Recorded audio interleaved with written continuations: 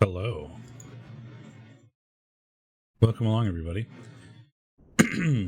We are, oh, hopefully that'll pop up in a second. I could have sworn I fixed it. There we go. Hello. We're playing Myst. It's been a while since we've done some puzzle games. I've been pretty distracted with other stuff in real life, etc. lately, but what's a better Friday night on a very hot and sweaty evening? It's been horrendously warm all day, so I apologize if I look sweaty, because I probably am. And there's like a fan blowing on me right now, so you might hear the noise from that too. But we're gonna play Myst. I found out today that a remastered version of Myst released yesterday. I had no idea that was happening. However, I found out about it today. And it's like the classic puzzle game that everybody talks about. I remember my friends playing it when I was a kid, but I never played it.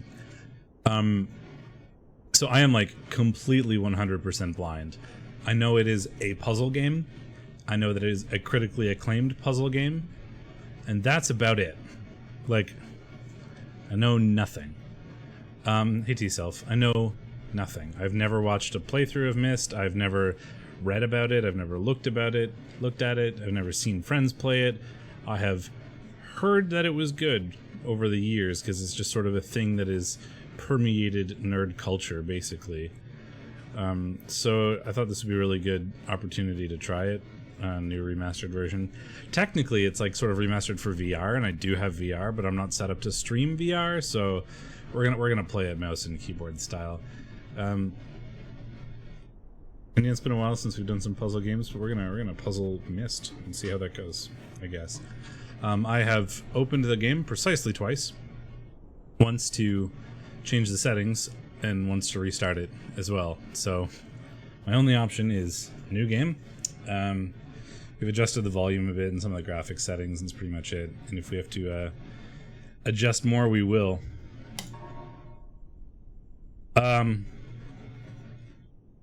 Select your puzzle preference. If you are new to Myst, we recommend selecting Classic. Okay, I select Classic then.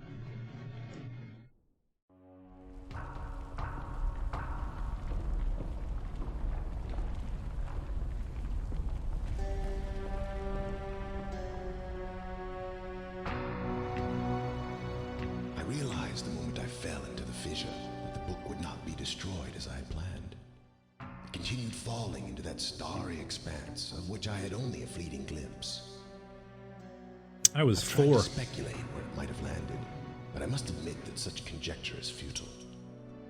Still, questions about whose hands might one day hold my Myst book are unsettling to me. I know my apprehensions might never be allayed, and so I close, realizing that perhaps the ending has not yet been written. Book. Oh, I can move. Press W to move forward. I assume I click to do things. Oh, I clicked on the water. And, I guess we're going in.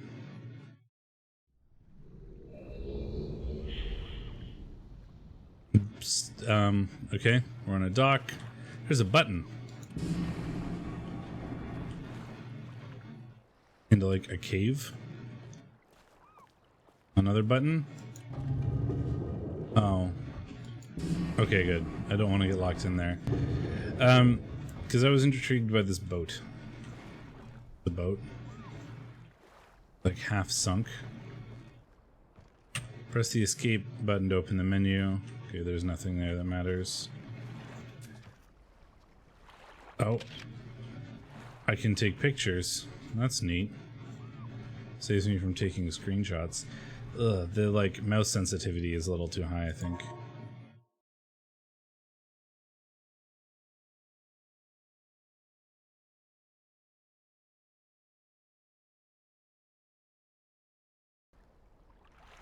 Because there's a little bit of a blur, and I'm worried about getting kind of motion sick, as I tend to get in these games, especially since there's no FOV settings. It's just resolution, scale. So we'll just have to take it easy. Okay. There's a handle. The handle does nothing. Okay. Tunnel, stairs. I think the tunnel is where I'm supposed to go, but this looks like a dead end, and dead ends are always promising in puzzle games because they tend to actually have the results of puzzles. Because you could explore sort of forever in other directions. It has also done nothing. However, this is in the opposite direction. So I want to put them in the same direction and see what happens. The same direction that was the opposite to the direction that they started in. The answer is nothing. There's a big gear here. Nothing else I can do. Alright, so tunnel or up, I guess, are the two options now. Assuming I can't do anything with those levers yet. But, I mean, there's one option that technically we haven't... They were both down, then this one was up and that one was down. And then they were both up. So the only other option is this one up and... No, I think I've done all of them now.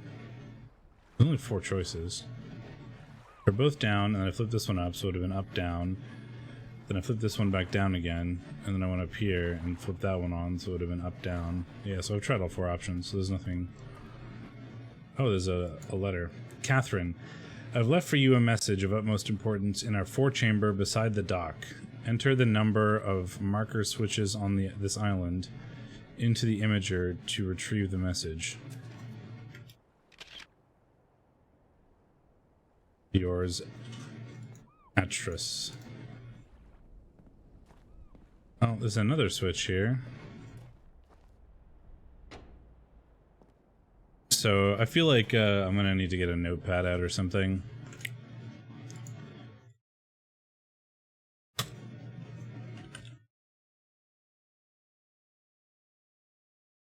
I mean, these are switches. I don't know if they're marker switches, but they are switches. I have counted 3 so far. There's a lot of stuff. There's no easy place to just start.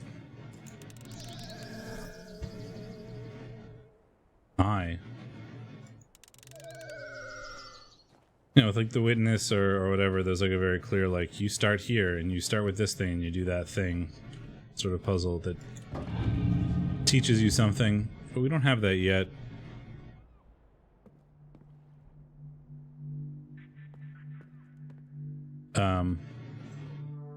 This is a bit weird.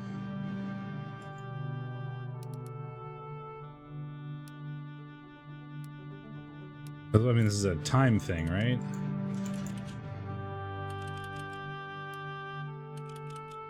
Like, you can set a date and a time. Is it a time? Does this go up to 9? Then this might be a year, I guess. And then is this a time? Does that only go to 12? Nope. Does it only go to 24? Yeah, so that's a time. So this is just like a... This is a date-time interface. The sound is still too loud. I had turned the master volume down, but I think I just need to, like, specifically remove the music a bit. Because I feel like I'm yelling over it. That's still loud.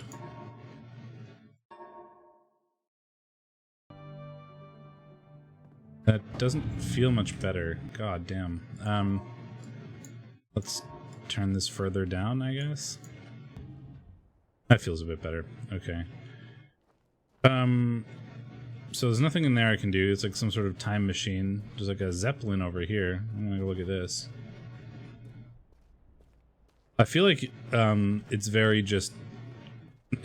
so far it doesn't seem linear, right? Like, you know, the witness at least had a start of a linear... So there's another switch. So let's bring up the count to 4. You know, you solve a lot of puzzle games, like you solve this area, then you solve the next area, then you solve this the next area. From what I can see, it's just here's an island, figure it out, which is certainly interesting. That button does nothing. I mean, presumably it opens that under certain circumstances. But it's like a yellow button, whereas the other button that just did something was red. There's also like a power cable here that perhaps we need to like activate. That's probably something that needs to be done.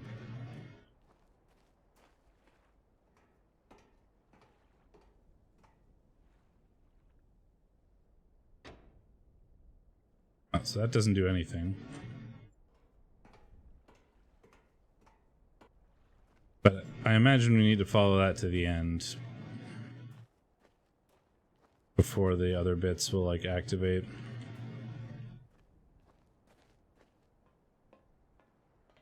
So in this house, I guess, seems to be how we turn on the power. There's another switch. So 5.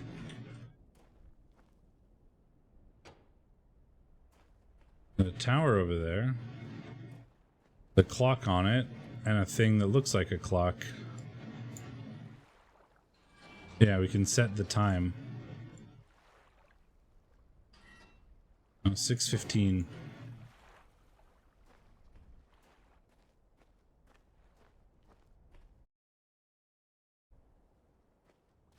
I haven't really gotten anywhere so far. Oh. The house goes down into a mine, which is certainly ominous. Still, like, I'd say I'll come back to that tunnel later, and I just haven't done anything with it yet. A green button. You push it, it opens. Can't do anything else there. Generators are on. Or those are generators of some kind.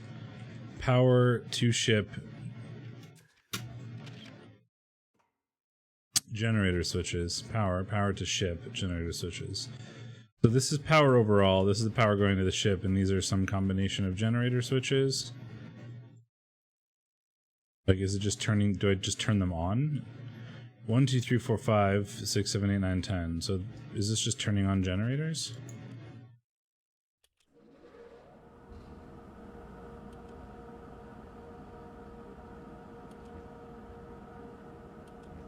I feel like there should be some...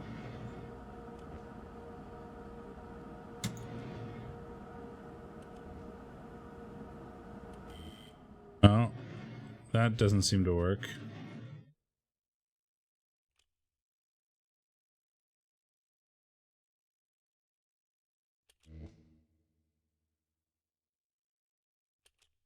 So this is just turning on all the power. So that's just all the power, but none is going to the ship currently?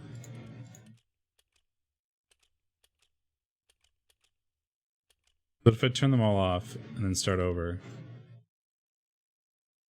none is going to the ship anymore.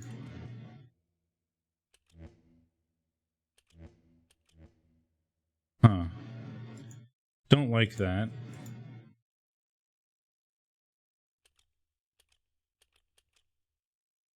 There's got to be a way to reset it or something. Oh, I bet you it's the fuse. Like, the things upstairs are like that switch where like fuse boxes, and you can only go so far before you like break the fuses. It broke at like 40 something. So what if I bring it down to like... Well, it broke when I turned on this one, right? So that was 49. So presumably going above 50.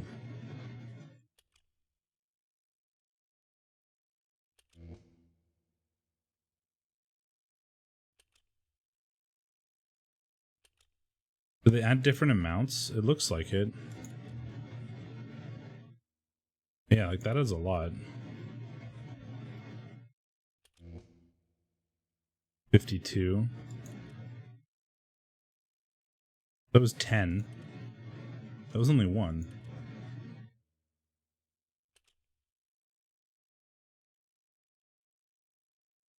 Wait, was this one 10 and this one was 9? Is this only 1? Is it actually, is it literally the number? No, it can't be. Because that was 10. According to this picture, that is 1. I don't know why I'm like obsessed with the number 50 here, but it seemed to break at when I got to like 51.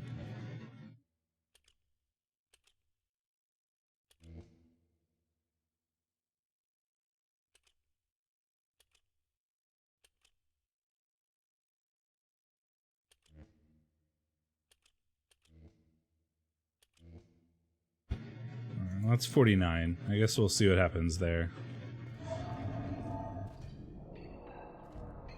But the fact that it was power to ship and it was the same as power, but then when I went over a certain threshold, it just stopped.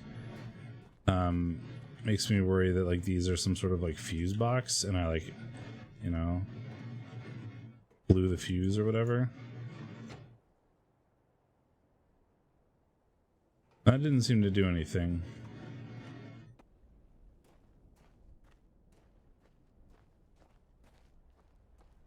How about this one?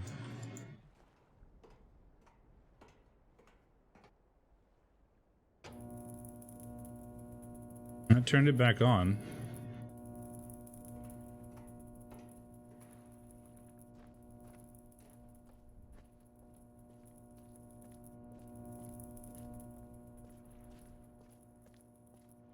So it looks like we got some amount of power to ship now.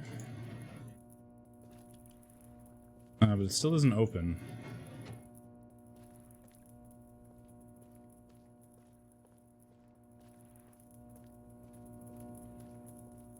That still sound is buzzing.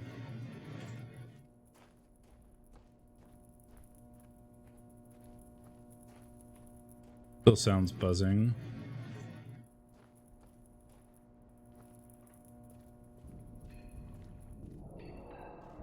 And so when we hit a certain point, I think we just blew a fuse, is what's happening here.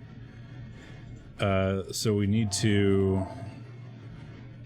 And then if I do... I don't remember which one was one. I might have to, like, make notes of this.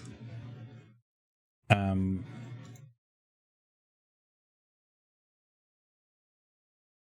gonna open, like, a Google Sheet. And we will, make, like, a little diagram, I guess. We'll go back to my my spreadsheet ways from the witness. Myst. We'll call this Myst. And then there's an array that's like 1, 2, 3, 4, 5, 6, 7, 8, 9, 10. Just label them that way. And then, so this is button number. And then there's power. So let me turn these all off, and I want to see if they're consistent. Right, so 1, 2, 3, 4, 5. Is this one actually 5? Right, so if I turn them all off now, and I press this, is it 5 always? It seems to be. This is 9. So if I push both of these, is it 14? Yeah. This is 10.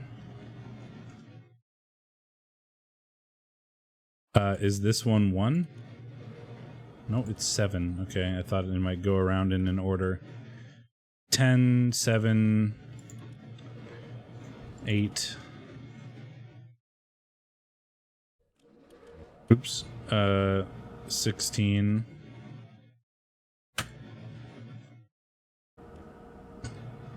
So if I do 16 and 8, that does add up to 24, so that's still consistent.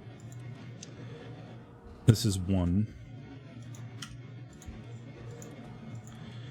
This is 2. Oops. I know, this is riveting. I'm writing down Google Sheet results. 22. 19. Okay. So if I turn on 22 and 19, I get to 41, right? So that's all consistent. So if I add this, it should be 9 and go to exactly 50. And it broke when I went above 50 last time, but it broke when I pressed this one, which is 10, 9, 8, which is 22. So I was at like 40 something and it broke when I went there. So it doesn't necessarily break at 50. So let's just add the smallest amount at a time until it breaks, I guess, and maybe we can get a better idea of the that. So this is 2, so this takes us to 52. Doesn't break there. It's 53. So this one should take us to 58. And it still doesn't break. This should take us to 68. This one will take us to 65. It breaks there. Okay, so it breaks at 65. We know that.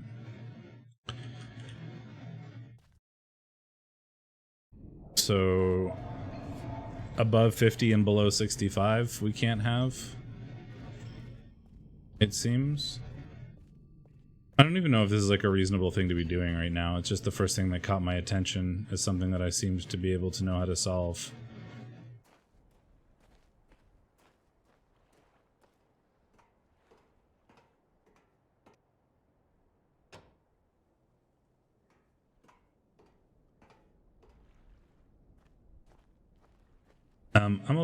I feel like I'm gonna get really annoyed going up and down those ladders all the time. So I'm going to turn on the quick travel.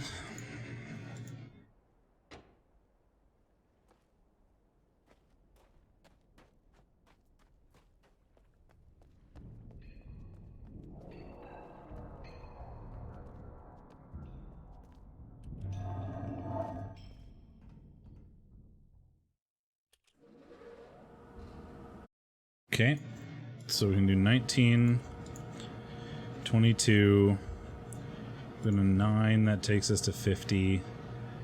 And if I press this one, we should go to 60. Okay, so 60 is also not acceptable. So we could go to 59 maybe, or like 58. 51. So if I do this, this takes us to 59, which is the next lowest. I wonder if there's like a better way to figure out what the correct value is other than like literally trial and error. I mean, I could like binary search or whatever, sort of like cut it in half, right? Like right now I know that it's above 50 and below 60, so I could try 55. That's probably like the smarter thing to do. Just, you know, do the like cut in the search space in half every time.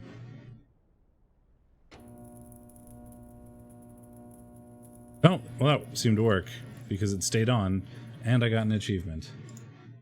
So there you go. I had to get the power to 59 precisely. So can I open the door now? I can. And this is a music-y thing.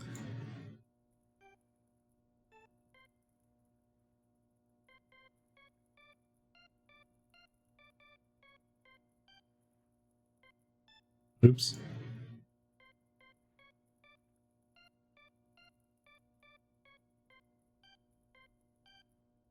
Da-na-na-na-na-na-na-na-na-na-na.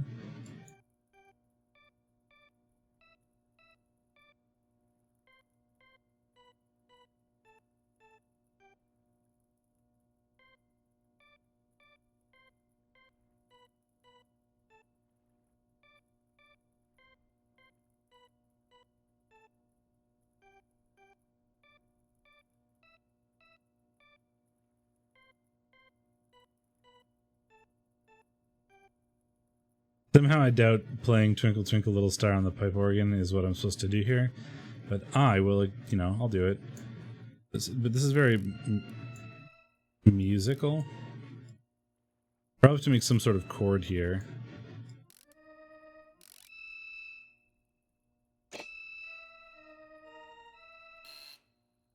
Yeah, so there's going to be some sort of chord or like little note pattern that I'm going to need to do for that. but I do not know what it is. So perhaps we can investigate some other things. What is in here?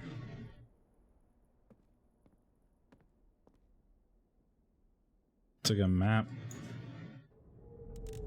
Oh.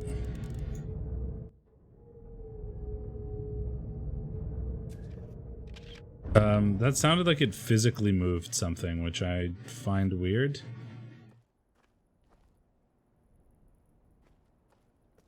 There's also the sunken boat from over there, but up here, there's another switch.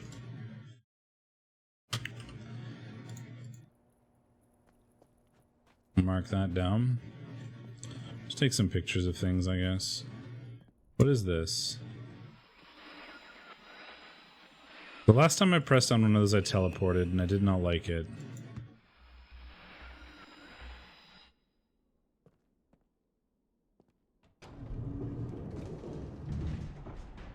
That swirled the picture around.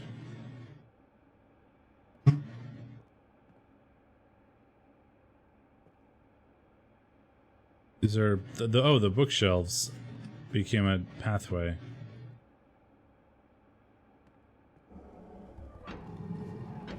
That also became a pathway. Or at least a door. There's a button. Oh, I can put myself in jail. Oh, there's a thing back here.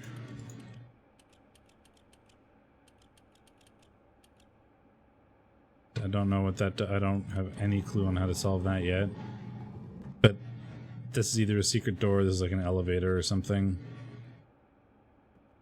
Probably some sort of safe.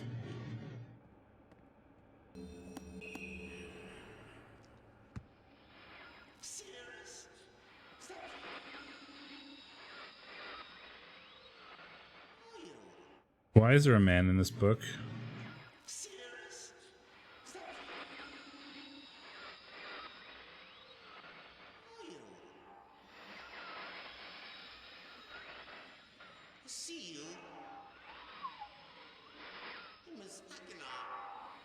Name is Akinar. Help me. I need to bring the blue pages.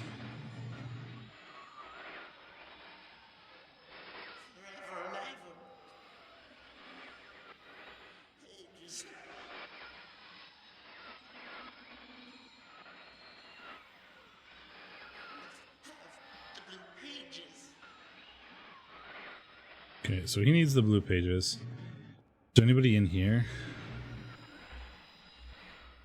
Yeah. Who are you? Give me the red pages.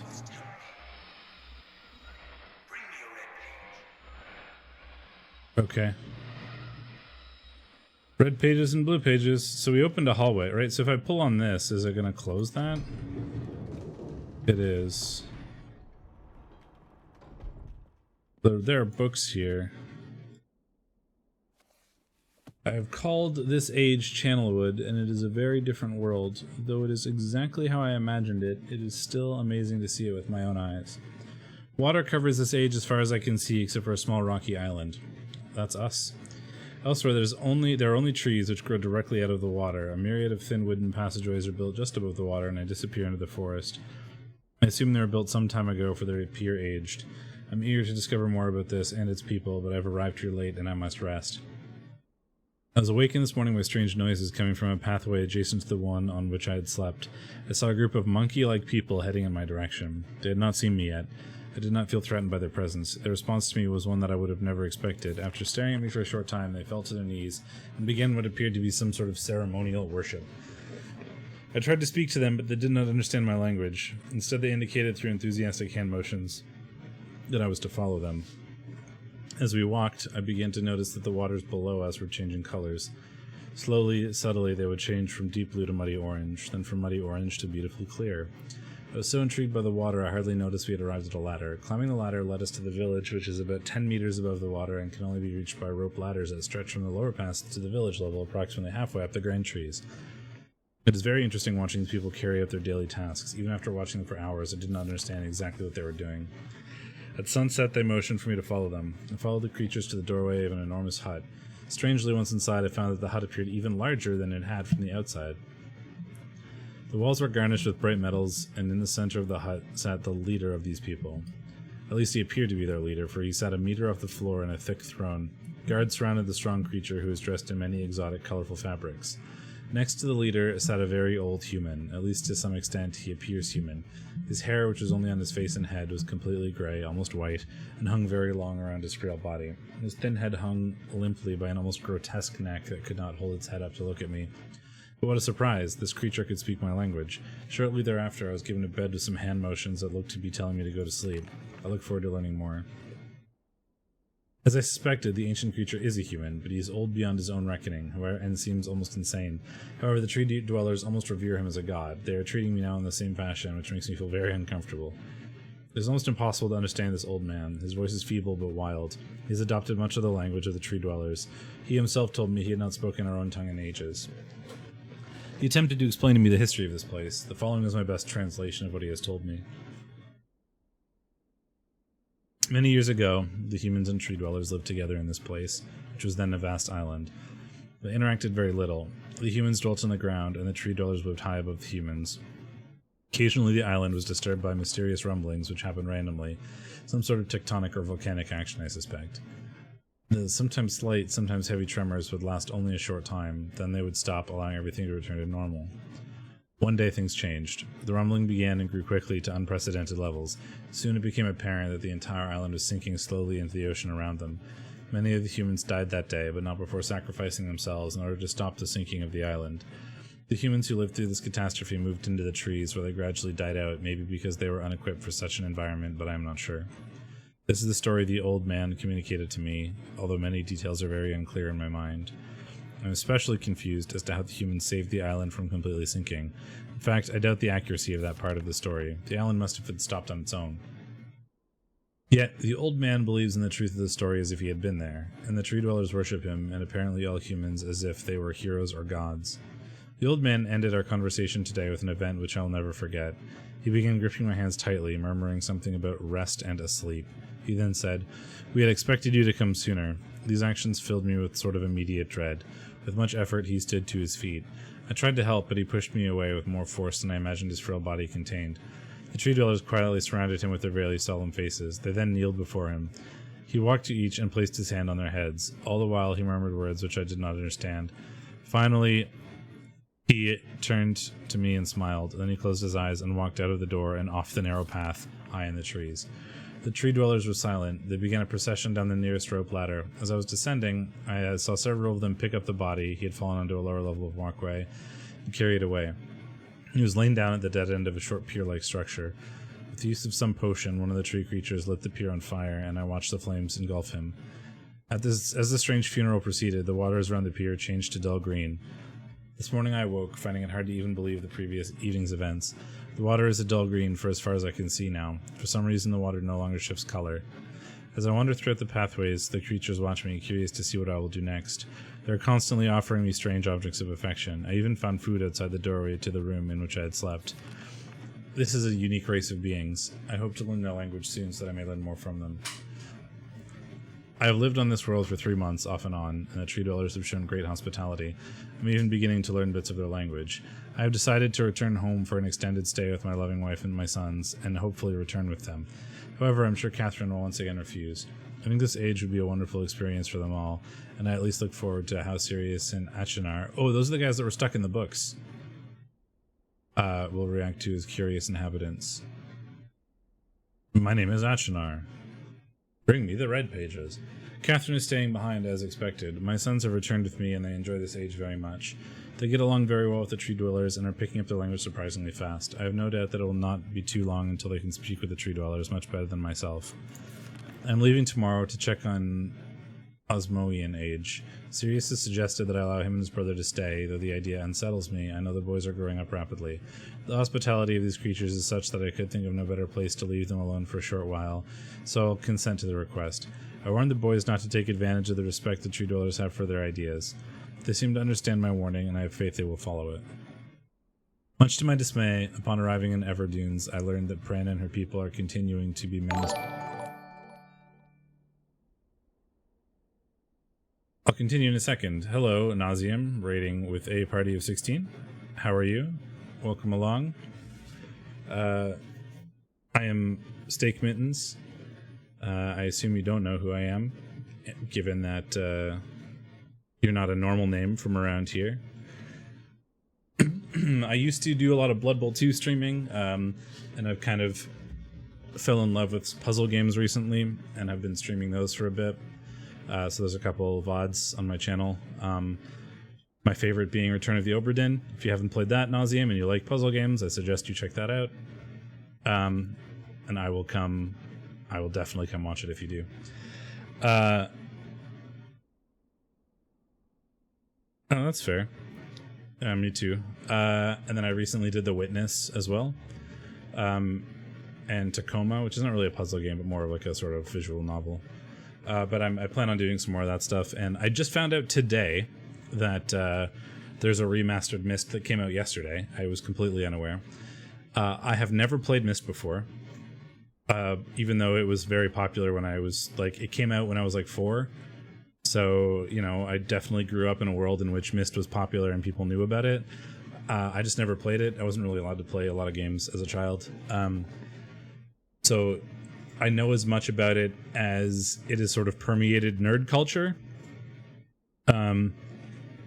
Tacoma makes sense then. I know about as much of this as sort of has permeated nerd culture, which is like, it's a very popular puzzle game and was like known to be pretty hard by like, you know, my friends as a child. That's literally all I know. I'm going into this entirely blind, like as of today. So, given that you guys just beat it, apparently, please no spoilers. But I hope you enjoy my approach to puzzle games. We have done very little so far. We have turned on the power to the like floating submarine thing, flying submarine thing, and found the organ inside. And now we're reading a book. Where was I? I fear for their survival and plan on returning to her shortly after checking on Sirius and Achenar here, who are apparently the people trapped in the books, because the red book was like, I am Achenar, bring me red pages.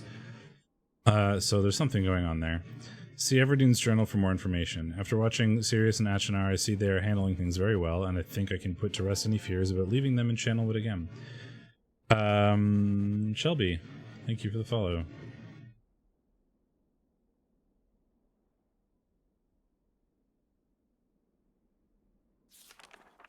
And for a little longer time. What's with the different colors? Like, I guess it's signifying passage of time. The tree dweller seems slightly distressed that I am leaving, but I'm happy that Sirius and Achenar are staying behind again. I've been gone for over 3 days, and I've been to too many different places. I had to tell Sirius and Achenar about Pren's death today, and they were visibly shaken, although they only remembered her from their childhood. Catherine has suggested that it would be wise for Sirius and Achenar to leave Channelwood for a while, and I have to agree. They'll be returning with me when I leave again. Yeah, I'm experiencing this completely blind for the first time, so enjoy, I guess. That is the fun part about this. You know, I had a lot of people watch me play through The Witness that were like, this is my favorite game ever, and it's really interesting to watch you, like, proceed through it and, like, learn how it works and stuff. And I have the exact same experience when I watch people play, like, Obra Dinn, for example, right? It's really interesting to see what people miss versus what they get right away and that kind of thing. I've told my sons that they'll be returning with me in 2 days. They spent the entire night telling me of an adventure they experienced in my absence, and it was rather remarkable. It seems they constructed a boat with the creatures and traveled some ways out into the surrounding waters. I enjoy hearing them talk excitedly of their adventures. I'm reminded of my own adventures as a child. I finally understand why the tree dwellers have been giving me their many inks and insisting I write with them. Looking through some of my past entries, I see now that the inks have changed from the black I thought they were to various different colors. Oh, so there you go. I've shown some of the creatures my journal, and I laughed and howled. I did not know they had such a sense of humor. Even now, as I look through this very colorful journal, I cannot help but laugh myself. We will be returning tomorrow, so my sons are with their creatures the last night here. They told me they would like to come to Channelwood again, and also asked if they can visit some other ages alone. Though I'll have to think over their request, I believe they have proven to me that they are trustworthy and responsible. Catherine will also have to help me decide whether they are ready for travel alone. For now, I must give my farewell to the creatures, for I do not know how long it will be till I visit this age again. Oops. No! How do I not take a picture?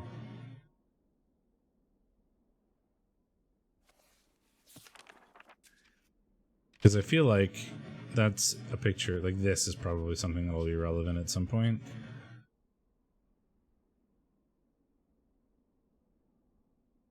Yeah, I've literally never played it, so this is very, very blind. I'm not trying to appreciate this for the remasteredness and the nice graphics of it. I'm playing it because it has, I've heard very, very good things about it as a puzzle game. And the fact that a remastered version came out yesterday is a good excuse to try it. Basically, I think that's the end of the book. Yeah. More books, though. That looks like one of the buildings outside. Guess there's something about ages. Oh, there's the gear at the entrances as well. I can click there, but nothing happens. I don't know what ages are. I'm guessing it's some sort of like you can teleport to different worlds kind of thing.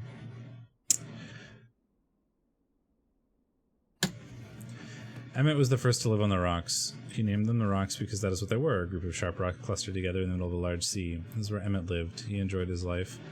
Emmett would occasionally swim to nearby rocks. It was never too far off of a distance. One day, another person appeared on the rocks for no apparent reason to Emmett. Emmett named this new person Branch. Emmett and Branch quickly became friends, swimming and hunting for fish together often. Emmett showed Branch a simple cave in which he lived on the largest rock. Soon, Branch discovered the place where he decided to live, also on the same large rock. The sun always shone brightly in their world. The water was always dazzlingly clear, allowing them to see almost to the deep ocean floor which surrounded them. Though the sun always shone, it was never too hot for the boys. A light breeze always came from the north and cooled the area down. One day while Branch was swimming and having fun in the water, he noticed another boy swimming.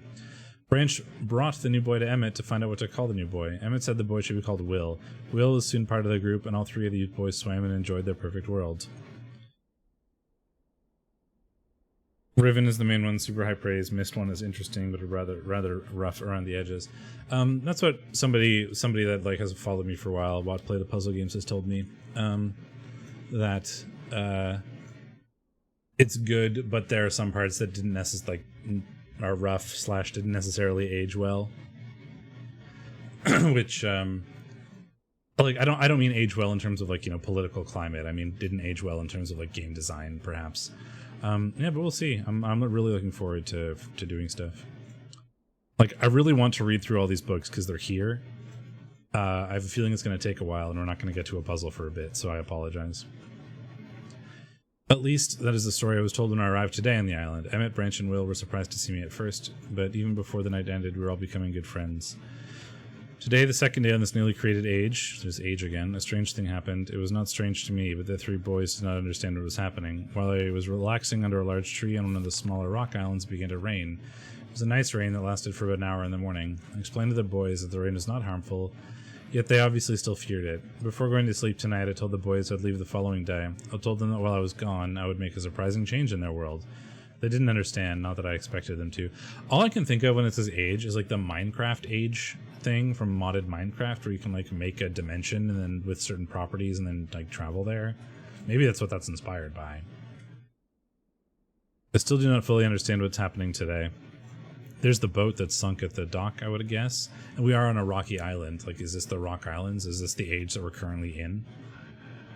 That is a mod called Mystcraft, so that's probably what I'm... It's definitely inspired by this, then. I never really played with it very much, other than... Because I was like the industrial sort of like processing mods for Minecraft. So Mystcraft was always a...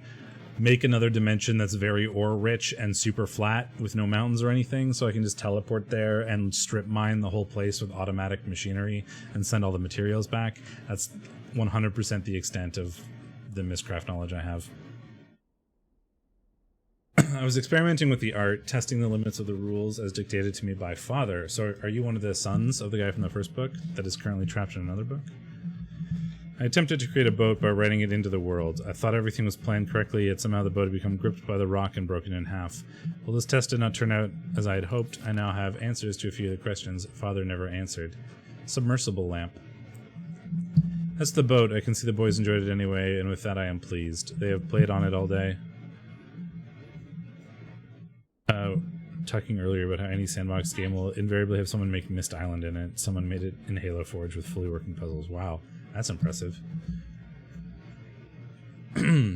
Even though the boat cannot move, I have enjoyed studying from it. It is a much sturdier platform than the jagged rocks. In the course of my observations, I have learned some very interesting things regarding the solar system of this age. The nights are absolutely beautiful here. I've made note of and named a number of constellations that pass above me. Also during the night, I catch glimmers of light from the horizon, which I have not been able to discover if it is created by some natural phenomenon or by additional people on far-off islands or rocks. I should very much like to discover which. I rather suspect it's additional people, of which would explain the appearance of Branch and Will. Will Branch, Branch Will. I feel like those names have to have like a significance. Emmett Branch Will. The rain today was slightly heavier than usual. Just when the boys were getting used to the light rains, a small storm arrived. They were frightened of the heavier rain, and not to mention the thunder and lightning. If rain has never fallen here until recently, as the boys tell me, I would like to discover why it is falling now. Regardless, I have decided to return home for a short while. I've also been thinking of plans for a lighthouse that I hope to construct soon. I think that perhaps by shining a bright light towards the horizon, it might prove my suspicions regarding additional inhabitants. I would be curious about the light and travel to discover its source, if they have the means. I returned with many tools that I'll need for the construction of the lighthouse. I've decided that once the lighthouse is completed, I will leave for some time and let the world's own imagination have control. We have worked 3 weeks on the lighthouse now and are making great progress. The rock which we're building on seems to not be as secure as I would like. I have to alter my plans slightly, but those alterations pose no real problem. The boys are quite strong and have been helping me immensely. I estimate construction will be done within 2 days. The lighthouse is finished, and we are proud of our creation. The boys are amazed at the structure wrought from rock with their own hands. That evening we powered up the generator, much to the boys' dread at first, and shined a great light to the horizon for many hours. I stayed the night in the top of the lighthouse, and in the morning awoke to observe the sunrise without my being coated with the chilly blanket of ocean dew I'd become accustomed to. It was Will who first saw the girl. She was swimming not far from the boat where Will was getting ready to hunt for fish. Then Will noticed a man not far away from the girl. Emmett was pleased to meet the additional neighbors. I feel pleased to leave this age. I have set in motion events that have nothing to do with writing or the art that will have a more profound impact on this world than I could have ever written. I think Stone Ship Age, Bird's Eye View. I don't even know how to look at the album, but I'm taking pictures of everything that looks like it could possibly be useful. Of it. This age is a gift to myself that I will wrap up and open someday in the future, only to discover that it has changed so much that it is indeed a surprise. Besides, I have yet another new age that awaits me. It seems I'm going to need some way to travel underwater in this new age, and so much planning is in order. It's been 10 years since I left this age, which I have since called the Stone Ship Age. Upon returning, I cannot believe the changes that have taken place. The original 3 boys have grown into adults, and there are many new faces that I do not recognize. Branch told me that it has not rained for 7 years, and the cool breezes are back again. They're all very content and have been serving me with new foods and showing me new materials they have discovered. It even seems they have found gold somewhere. I see it in many forms around the island. My lighthouse has been kept in perfect condition, and it looks as if they have tried their very best to keep it so. Yet I have noted that the entire rock it was built on has sunk approximately 40 or 50 centimeters. For a wonderful visit with my old friends, I wonder aloud with them what things will be like here in another 10 years. Constellation, probably relevant.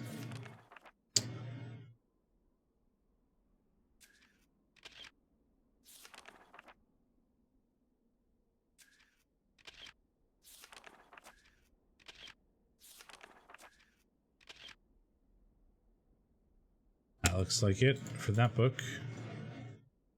The Stone Ship Age. The Selentic Age of Myst, and Mechanical. And whatever this one is. Well, do I keep reading, or do I explore other things? Although, I feel like those different ages are going to be very relevant. Like, hey look, a half-sunken boat. Oh, there's a gravestone here.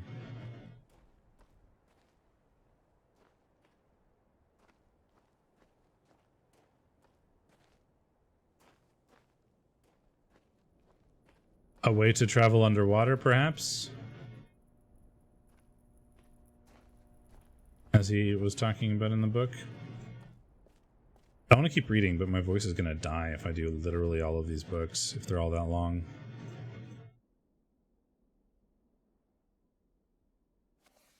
It's been a while since I've heard only silence, and I enjoy it greatly, I think. For some reason I do not feel altogether welcome in this new world in which I have arrived. But how could I be unwelcome in an age with no inhabitants? It is, of course, only in my head. This world is very beautiful, but I think I have yet to ever write in a journal that an age I've linked to is horrid or disgusting. From the grassy hill where I am standing, I can see green fields below, along with a few scattered forests. A rather large lake looms some distance from where I'm standing, yet the water is blue, can be seen plainly from here. The air is fresh, and the sky is sparkled with white clouds. It is absolutely breathtaking, and yet that strange feeling again. Perhaps it is the hot breeze that continues to blow from the north. Hotter than I would have imagined. It almost singes my skin, and I feel quite uncomfortable when it comes. I will try to ignore it. Night has almost arrived, and the sunset is spectacular. Oranges and reds have settled above the western horizon, though night has come. The horizon still glows red, long past the sunset. Dark reds flow from the horizon and blend into the black sky. Again the feeling, and I am beginning to believe it is not all in my mind. I must sleep now. I will need my strength to explore more tomorrow. I've had to return home due to unpredictable natural occurrence, more frightening than I've ever experienced. I was awakened by terrible shakings in the ground and explosions on all sides of me. Gigantic balls of fire were falling from the sky, and I immediately left in fear of my life. I must remember to bring a Myst linking book with me when I return, in case the one left there has been destroyed or damaged. I've returned to a different world than the one I left only 3 months ago. It has been transformed into a barren desert land with only gigantic craters scattered across the land to provide variety. Strangely enough, the small grassy hill where I spent my first night remains exactly the way I found it. Apparently the falling meteors did not hit the area, leaving an oasis in the middle of this horrid desolation. The hot wind, I remember, has turned into a rather pleasant breeze, which is at least one improvement. I fear it is the only improvement. The magnificent lake I saw on my first visit is now completely dried up. However, another lake now exists, and appears to be quite a bit larger. I assume one of the falling meteors created this lake due to its circular shape and the jutting rock that grows out of the center of the lake. The rest of this world seems like desert, although I'll verify that statement with closer inspection. Though this world has little visual excitement to offer, it offers much to the ears. Sounds constantly flow through my ears, and I have found where a few of them originate. It seems, as Catherine says, I do find beauty in everything. Last night I was awakened by horrible hissing. I was sweating, and the heat was so intense that I immediately dipped my head in a nearby stream to cool it down. The hot breezes had returned, along with a low roar from the ground. I walked a short distance to observe some red flames shooting up from the earth. Volcano. Suddenly the ground began to crack and a huge chasm opened. The chasm continued to grow until it was far too wide to cross. Then the tumult subsided, leaving only a dull roar. I have decided, however, I can use the chasm to my advantage. Perhaps the heat from the chasm can be harnessed. Collect heat. Even as the chasm has ripped into the surface of this world, it has opened up a whole new world to explore. Although uncomfortably hot, I found it possible to reach a cave in the chasm that had been created, and I've now explored deep into the crust of this planet. I've found a vast underground cave system that will take many years to map and explore. I will also look for a safer way to reach the underground than through the chasm wall. This age seems to change on its own, so I feel I should leave again and see if things are different when I return. It is also important that I check on Sirius and Atchenar and make sure that everything is going along well. When I return, I also hope to bring back some tools I need for my plans to explore the underground. The abundance of raw materials here is beginning to amaze me. I've returned to some of the complex tools I know I would be needing. I assumed I would just have to return for more basic materials, however it seems though I'll be able to find everything I need here. Of course iron is abundant, but I've also found titanium occurring naturally. I'm all the more excited to begin work. Everything is set and I look forward to tomorrow. My raw materials are all here. I think I'll be able to have most of my additions to this age completed within 1 year. I so love working with my hands, whether writing or building. I begin today on the bridge and... well... 3 meters is not enough support for the beams, although... compass, like satellites... amazingly strong. Oh, this is the submarine thing. Prized inventions. Could never have imagined it to come together quite as... I doubt could possibly work with 14 instead of 8. Completely fatigued. I am so happy to have completed tomorrow. I'm leaving today in order to bring back Sirius and Atchenar. I've left them alone in Channelwood. I believe they will enjoy all there is to see here. The age seems to have stabilized. I believe the meteor set off a period of volcanic activity by piercing into the shallow crust, but the tremors have become few. I've just noticed that a large amount of this journal has curiously vanished from the very pages which I wrote over the last 18 months. Fortunately, I've copied many of my construction... Oh, hello! Construction notes in another journal. I do not understand the many mysteries of this world, but I trust I will discover logical answers to my questions. I have a feeling that many of my questions can be answered in another age, to which I hope to travel soon, but for now I must simply accept this world's mysteries and take pride in my accomplishments. This is a very clear solution to the piano in the submarine. We also played, oh god, what was it called? We played another sort of puzzly game recently that I cannot even remember the name of. But there's another like exact like note puzzle like this, probably inspired from Myst. I feel like I'm going to recognize a lot of things from other games I've played, given that this game likely inspired a lot of people. There's a map. No, is it Call of the Ocean or Call of the Sea or something like that? Let me look it up.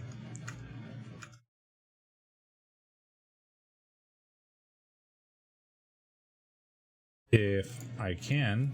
My Steam is being awkward. Call of the Sea. It's called Call of the Sea. More recent. It was really good. It seemed to take a lot of stuff from other sources. You know, this is very clearly a door, an elevator or something. I did go in there, I think, before you got here, but I don't know how to solve the thing in there.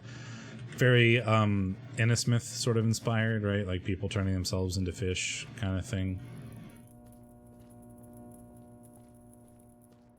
How do I actually view my photo? Ah, here it is. Because that is what I need.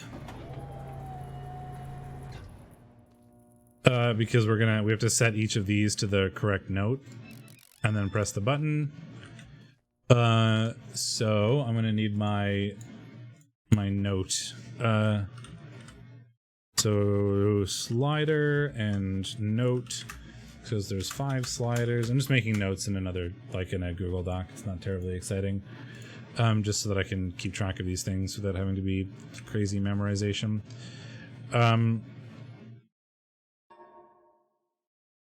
So number 1 is the first C. So here, C1. I guess I should have gotten that from the first C. And I could I don't want to take a picture. I could probably work that out from just the keyboard. 2, I think is, so that's C2. 3 then would be D sharp 2. Or E flat 2, I guess, is probably a better way of putting that. 4 is F1.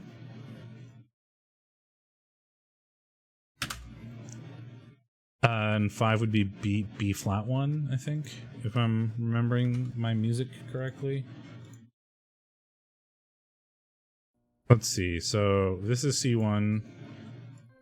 This should be B flat. Oh, A sharp 0 1. I see. Okay, that's the same thing.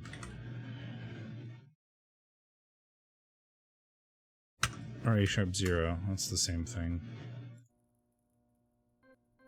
C1. This should be C2. Then this should be. Oh, they want. I was right with the D sharp. They want D sharp 2, not E flat 2, even though that's what I wrote down first. And then there's this, which is F1 still, and then A sharp 0.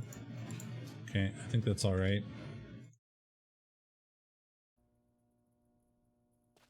And then we go here and set them. So this needs to be C1.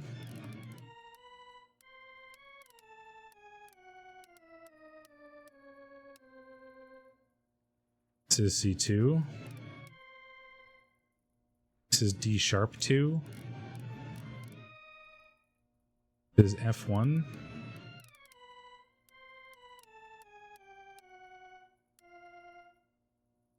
This is A sharp 0.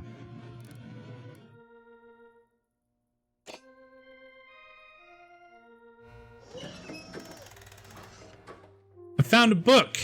I did it, everyone. Look how good I am.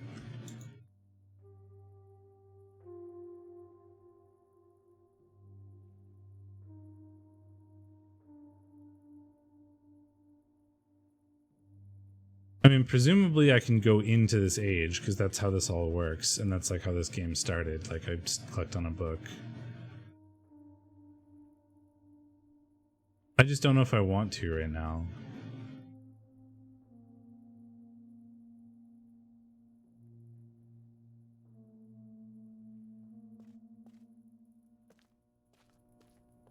Although I feel like that's how this game is going to be structured, sort of, is that it's going to be unlocking these books that will let me go to different ages to explore and do stuff or whatever in the different ages. And this is just like a hub rather than anything actually relevant. There's another switch. I still don't know if this is the right thing to count, but there's a note right at the start that was like, count the number of marker switches. So I don't know if there's a safe valve pressure, like a drill or some kind. So I don't know whether I should like be exploring. Oh, that's weird. The tree is like in a, that's probably related to this. This is a clock. Like, I don't know if I should be like jumping into an age or trying to explore as much of one particular island as possible before going to the next one or not. Although this island is pretty small. So we still have a couple books to read. And we still have this tunnel to look through. And then I think I'll be comfortable going to an age, because I'll have sort of exhausted what I can do here. I very much am the type of person that likes to, like, finish an area before moving on.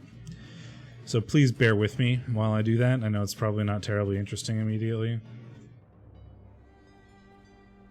Settings, Dimensional Manager. Topographical extrusion test. That's definitely the tree being extruded from the ground in the area we just were. Water turbulent pool. That looks like this. I do not know what a marker switch diagram is, though. There's some number here. 67. Yeah, so it wants to set this to 67. It wants me to set the other thing to 40. It wants me to set whatever this is to 47. I suppose. So it doesn't look like there's anything we can really do down here. Don't know what a marker switch diagram is. But, oh, hello. Why didn't that open? Presumably these are marker switches. I don't know where a diagram related to them would be, however.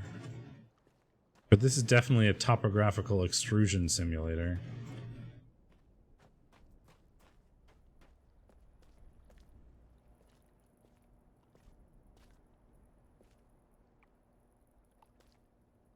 One, 2, 3, 4, 5, 6, 7, 8. Do I have 8 switches?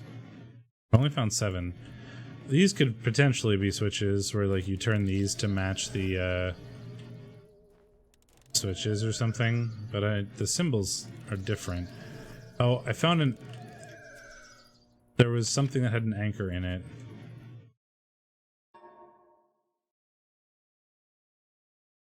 They're constellations. The constellations of the book that I took, right? That's a leaf, which is definitely one of them. But I don't know which ones we would need to turn on for what reason.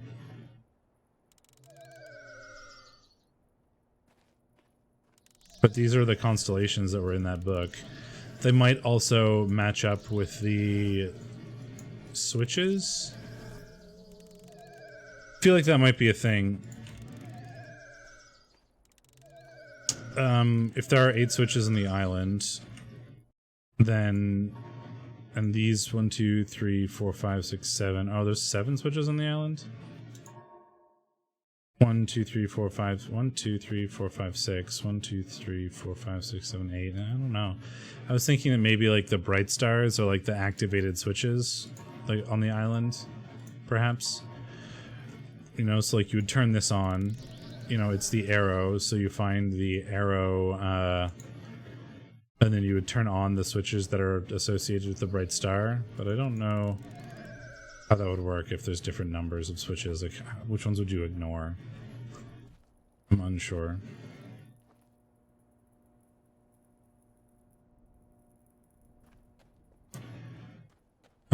I'm gonna finish reading because I'm here. So we have this one and this one still, right? Before arriving this age, I determined it would be a journey to a world very different from my previous adventures, and it was. The sky here is dark and gray, and incessantly displays flashes of lightning in the distance. I met a very old man with a long beard and hair that hangs to his waist. He is very feeble and has trouble even moving. This man has obviously been through very many things in this strange world, and I have learned many things from him. He told me an interesting story of this world's history.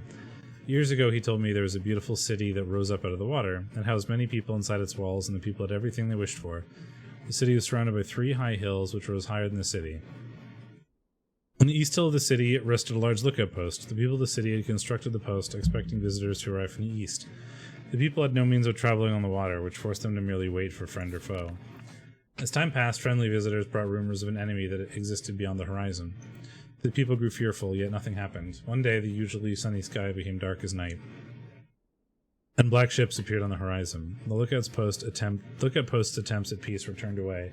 In the centuries, they were easily overwhelmed. The ships continued to wreak havoc on the city, apparently destroying everyone and everything. After the foundations of the city were destroyed, the city sunk deep into the ocean, and only the lookout post remained. The black ships sailed away. Men continued to say that 8 people had hidden and managed to survive through the attack. There's 8 again. In the 9 years since the attack, 2 of the survivors had died.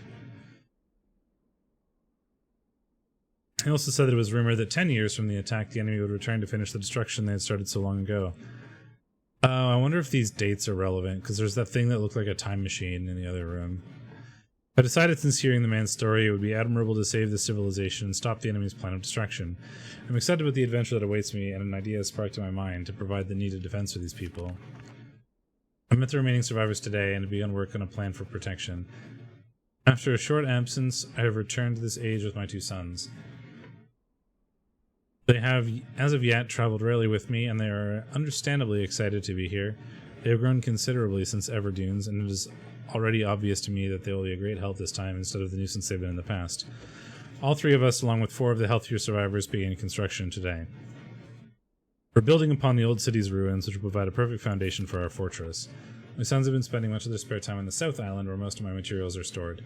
I'm very pleased with their intelligence, and their creativity is refreshing to see as they work on some small projects of their own.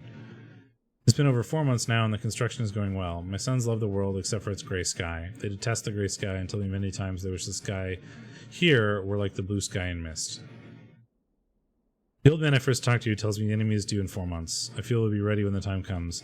The man reminds me of Emmett in many ways, and I often wonder how Emmett and his people are doing.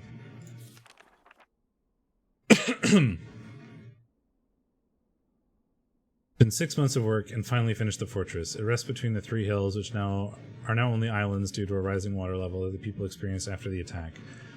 Inside the fortress, I have designed a most intriguing device that makes use of a technology called holography. I began experimenting with on my visits to Aspermere. It will be working in a couple of days after I compensate for some small miscalculations. This holographic device will enable the survivors to learn to use the fortress. Power track slope. West, north, east, south. Enemy is due to come soon, and I trust the fortress will provide sufficient protection for all of us. Track.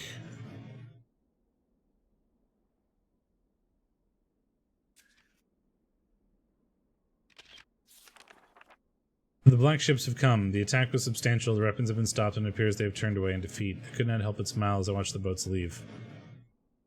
Last night we had a small celebration, and the old survivors danced their dances of old. My sons did not understand why the sky had not turned back to its original blue. The old man told them that the storms would never end until the enemy was destroyed. I assured my sons that a blue sky was not worth the risk of death, and they seemed to hear me. I've had a healthy adventure and have begun work on a new book. Once again, I must leave a familiar age in search of a new universe I have begun. But first I will have extended time with Catherine, who I miss very much. I must also return to the people of the Tide. I believe in my travels I have found a substance that will ease the pain of their bone ailments that they have long endured. I hope to return to mechanical age one day and find the population growing and my fortress still strong. Though the sky may always be black, I am confident that people here feel heavier. Darkness has been lifted from their shoulders. Okay, well, presumably one more book to go here. Yep, I saw that. Oh, well, there we go. Here are patterns for that thing.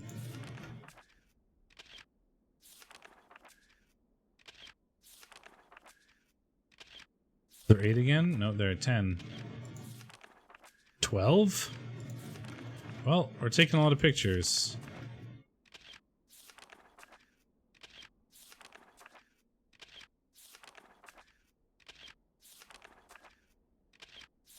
I feel like this is going to come back to bite me when I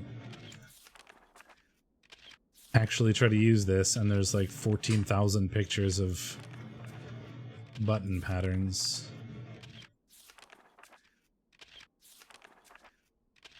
Why am I doing this? But I'm very much the type of person that wants to gather like all the information so that I just have it on hand when trying to do things. Okay, wait. How far does this go? Does this actually just go to 100? I'm gonna stop taking pictures now. I will come back and get them once I figure out if I need these for something or when I need these for something. I'm not gonna take like 50 pictures. 60 pictures? 70 pictures?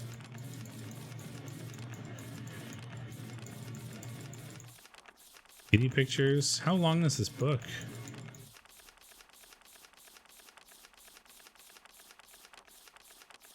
I'm confused. Well, I'll just keep clicking. I gotta find the end. Because what if there's something different?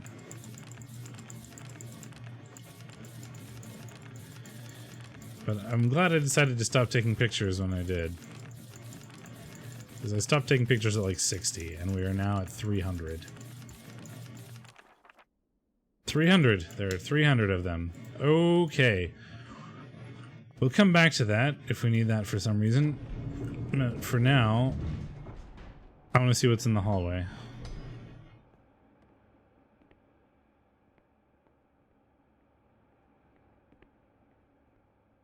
An elevator? It looks like. Library. I'm in the library, but I can't change it to anything else.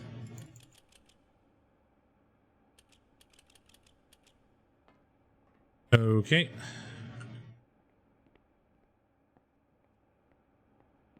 This looks like a, image of the island we're on. This is the room we're in.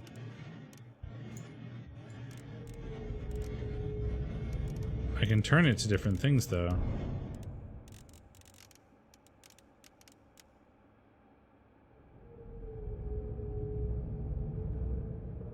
I wonder what that does. It closed the door. Oh no, that closed the door. So I pointed it towards the dock. Does that, like, do anything? Does not look like it. It rotated that thing, because that slit was on the other side before. But there's currently no, like, laser beam or anything I can do with it, so I feel like it's not terribly useful. This is definitely from the mechanical island. This is from, like, the rocks island. Well, let's, go into my first age, I guess. Assuming that's what this actually is. I assume it is.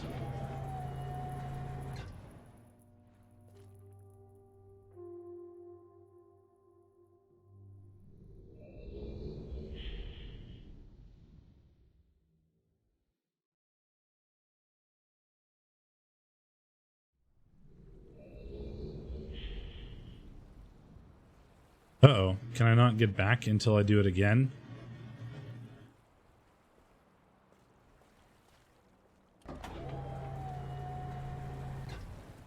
Here we are. Okay, before I start this island, I'm going to run a very quick ad break. I'm sorry, I know it's annoying, but I need to go get my water, and I figure I might as well do that rather than just leave a blank screen. So, be right back, like 1 minute.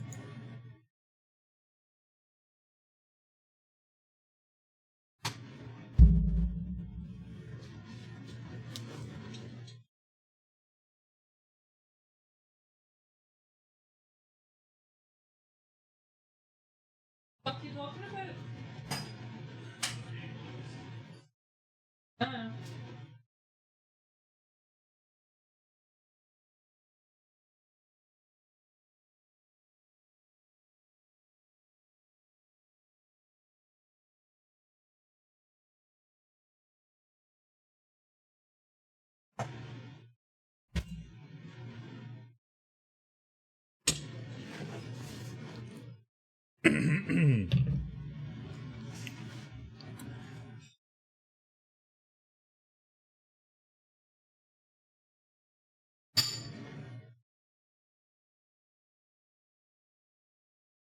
There we go. Should be back. I've got my water. I've had a drink. Let's explore this island, I guess.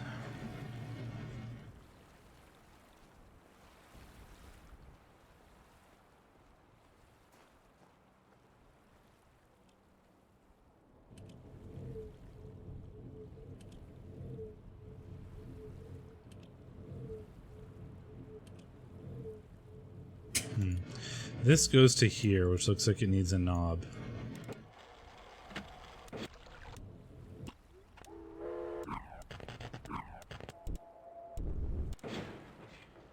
Different sounds.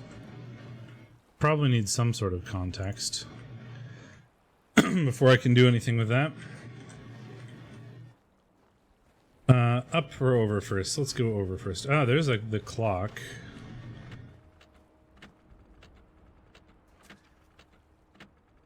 I was gonna take a picture because there's a clock on the main Myst island, but this one is actually moving, so I don't know how much that affects it. Broken clock sounds.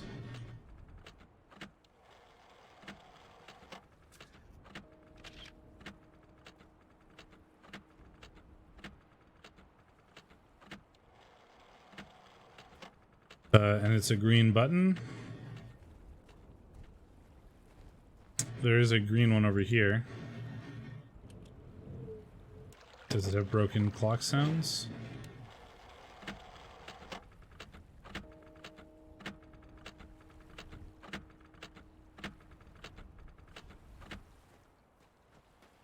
Right, because it's a green button making broken clock sounds. That seems reasonable to me. I don't know if that...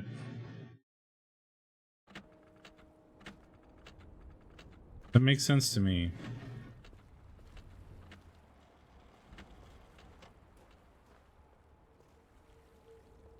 What do we have up here? A jar. When is a door not a door? When it's a jar. Don't worry, I hate myself too. Ethereal crystal sounds. Oh, I found a red page for the red page book, man. The obelisk is making ethereal crystal sounds. But it's not a green button. The other one, the other one was also a green button. So I don't know what order these need to go in. But there's broken clock sounds. Oh, there's a different green. Are they different greens? Like a light green. Is this a dark green? Or is it the same green? The button looks dark green.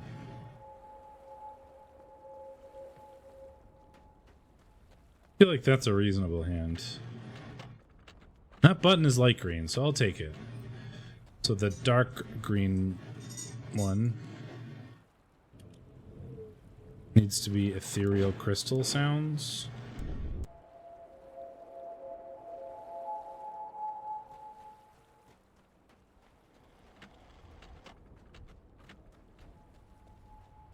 Okay. Just keep exploring.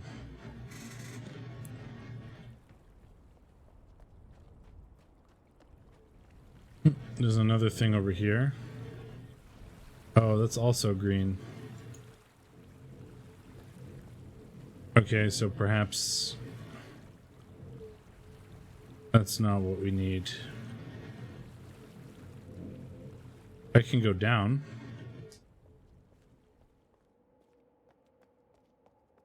wind blowing.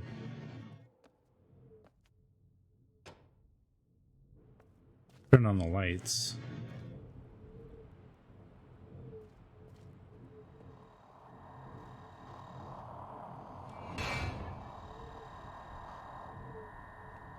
Oh dear.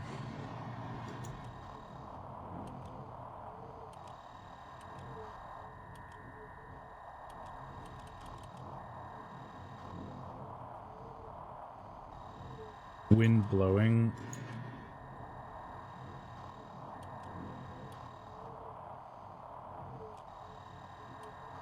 I can turn this to other things.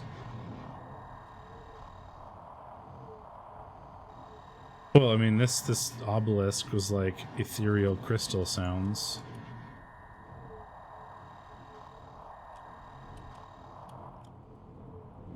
So do I need to point them?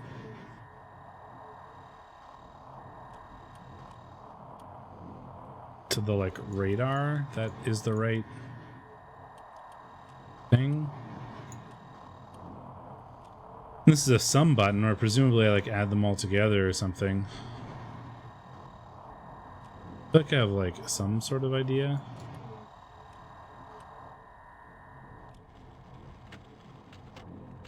I see broken clock sounds are coming from that.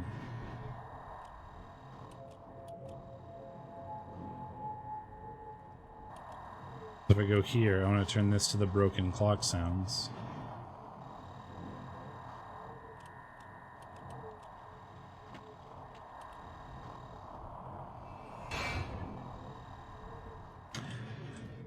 What other ones were I was at? That was broken clock. That was ethereal crystal sounds, right? And then that was wind blowing, I think, but I don't remember what the sign was. I don't remember what the image was. So I need to pay attention to the image and point things to the right side. So it's like wind from a hole in the ground is wind blowing. So I guess presumably I've got to get each of this, like the individual radar dishes here, lined up and then press the sum button. So this hole in the ground is the wind blowing.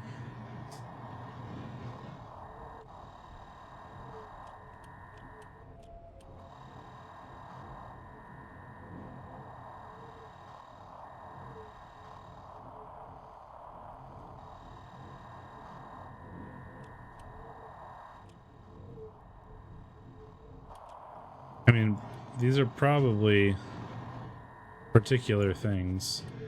You know, it's not wind blowing. There's only two other options. Do I really need to go find them? Probably ones that makes... Oh no, I'm probably gonna have to go turn them on to make the sounds, so I can't just guesstimate them here. I'm gonna have to actually go to those places and turn them on.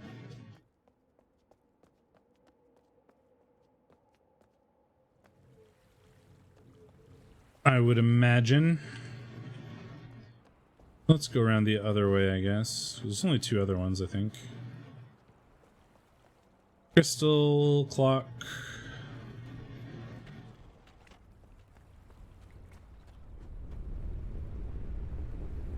Lava rumbling comes from the fissure.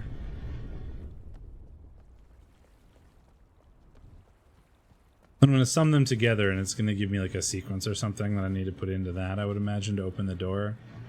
Seems very standard. Sort of puzzly things so far.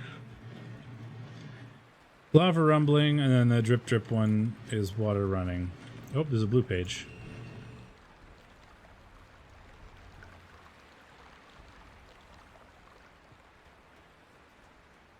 Was there a page at the lava? I didn't notice. I've gotten a red page and a blue page from here, and one each seems to be reasonable. No, there's no page here. Oakley dokley. So let's turn those to the right thing. Oh, the Myst, like the ages are a lot smaller than I expected. I thought this was going to be much more like expansive. Which is why I was a little bit worried about like going into the ages. Though I need to remember, this game was made in like 1993. So obviously, you know, there can only be so much in it, given what computers were like in 1993. But I was much more worried that this is going to be like a very big, expansive thing, and I was going to get overwhelmed and lost really quickly, like with so much different stuff to try. But it seems that I can like do these relatively easily one at a time. Lava rumbling for you, and then this needs to be like water dripping or whatever.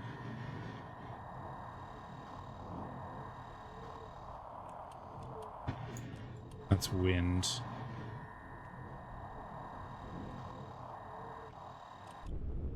That's lava. The water should be over here somewhere, shouldn't it? Or did I pass it? I thought it was... Oh no, I think it's to the other side. It was around the lava, but you went like around it, I think.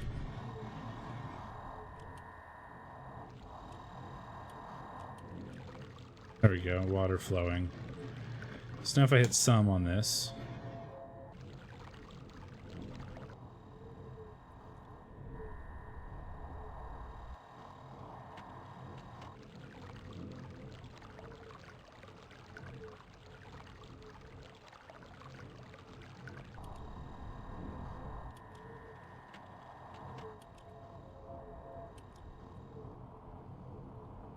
What did this do?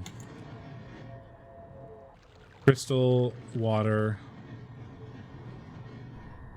wind, lava, clock? Crystal, water, wind, lava, clock. Crystal, water, wind, lava, clock.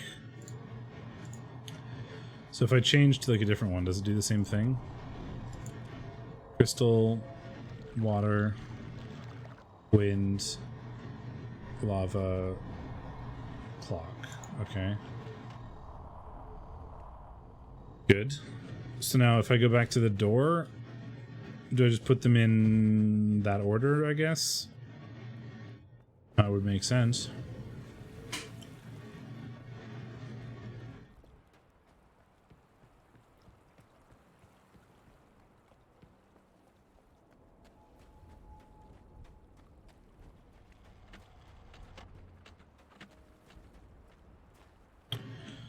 This should be crystal. Crystal.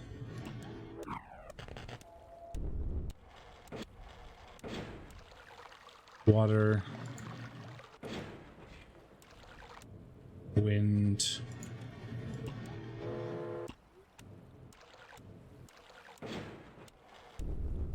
Lava. Clock.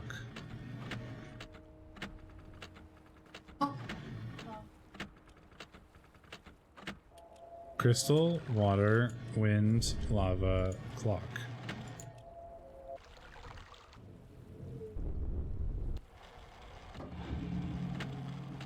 We did it! The door opened. Miraculous.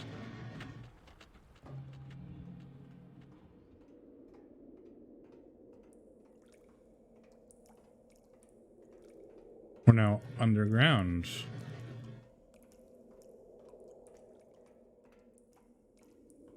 Another door with a button that presumably will open. Like an airship. Can't go either way that way. I can walk all the way around. Oh no, it's another submarine. It looks like another submarine. Can we enter it? That we can. Nothing back there.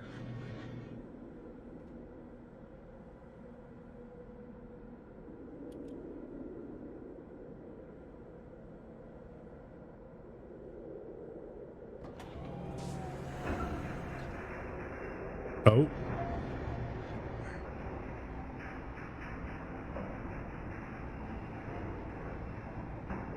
I did something.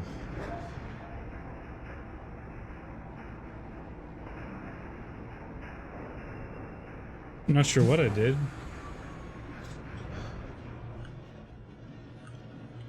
I can't open it, so...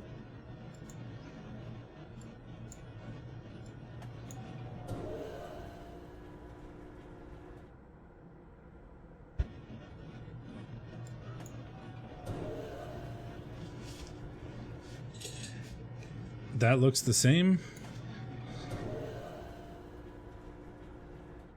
That is also the same. Is this the way that I was looking before? No. Oh, I see. That's just showing me what direction I'm looking in. Southeast. So presumably I will go all the way around in a circle here eventually. South. Southwest. I think it was facing north. West. Seems that way. Northwest. North. What happens if I go backwards?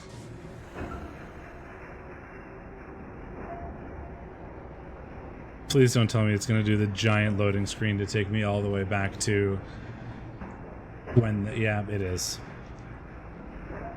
This is my own fault for testing every possibility to figure out how it works before I try to do anything. As it takes me all the way back here. So, okay. Oh, sorry for the sneeze. Now we'll go back down.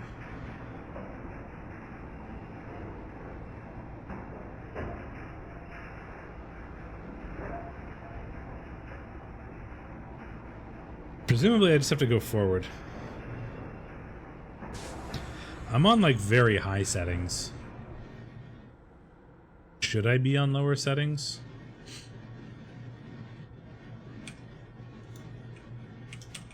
Although I can't seem to open the menu from here. So I can't change it now anyway.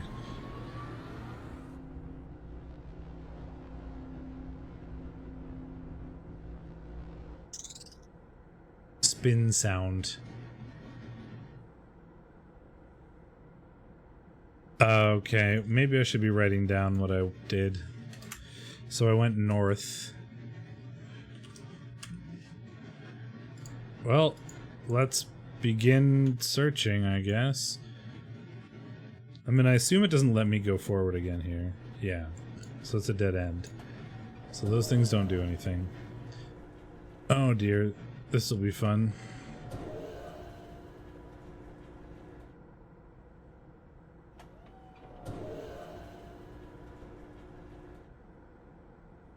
Southeast, so this is south.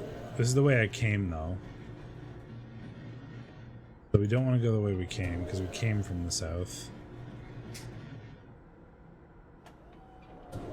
At least I assume... West. There we go. So we went north, and then we went west.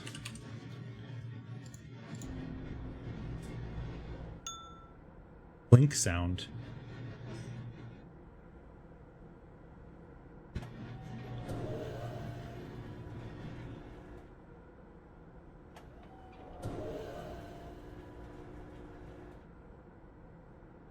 North again.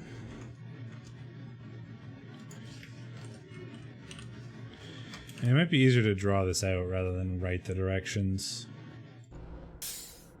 Like, because we went northwest north, so I could draw that out. I guess I could keep going north.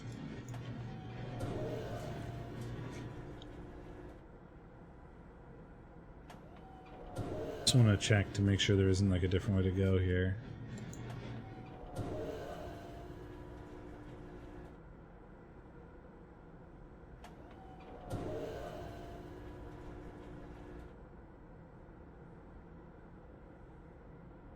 So we went northwest, north.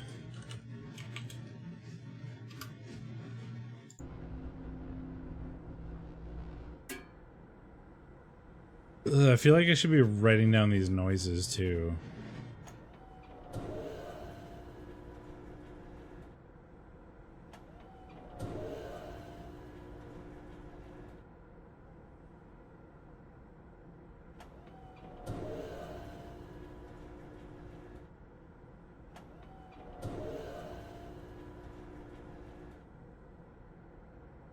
We don't want to go south because we just went north. So we don't want south.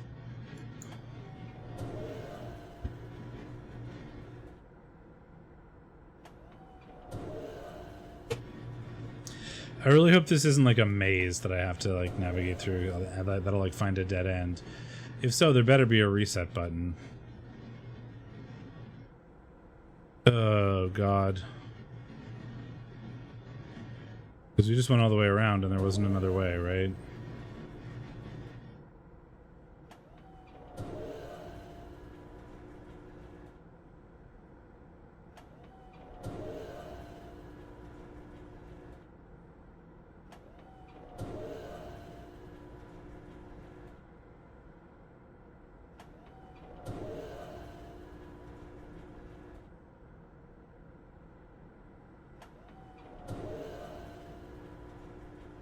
I can't even like get into the menu. Like I can't get into the options menu to change the settings.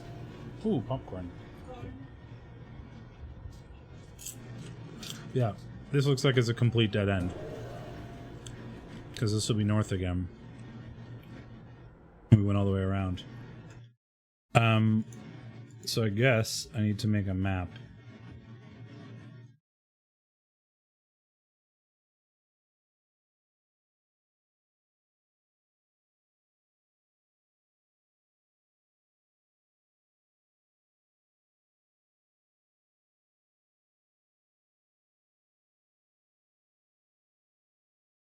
That is going to be awkward.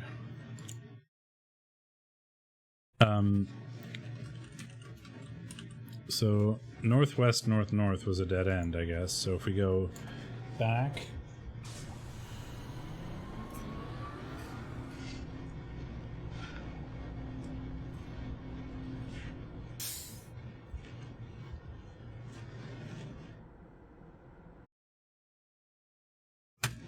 so far this will have been northwest, north.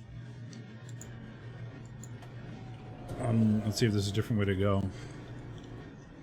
While I eat my popcorn.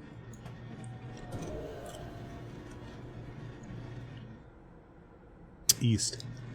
We can go east. Northwest, northeast.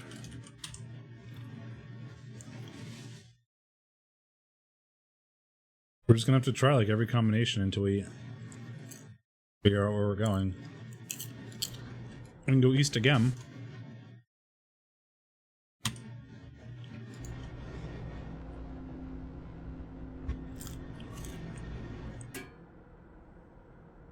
It feels like a dead end. So we rotate all the way around. And it's a dead end everywhere. Oh no, I can go south. Okay.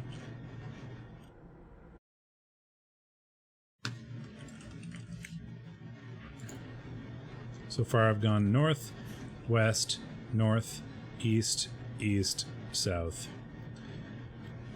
So I'm like one up and one, I'm one up and one to the right of where I started. Currently.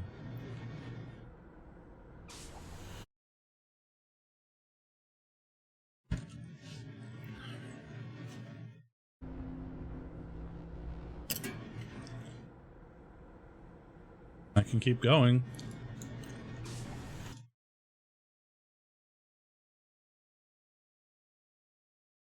It's triple south?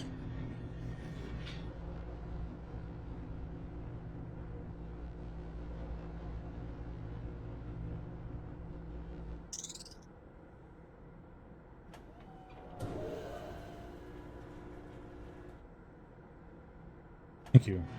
Juice.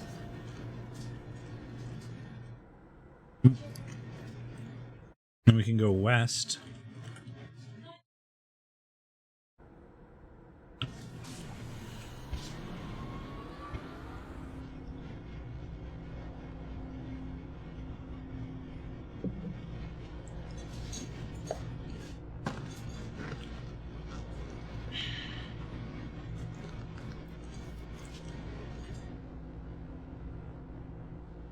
That sounds like we got it right. Unless it took forever. I guess it did not.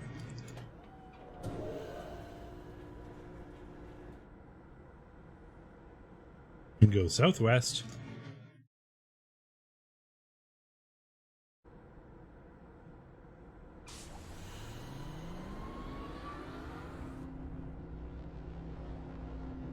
I feel like I should be making note of where I am, because I don't know if it's possible to reset.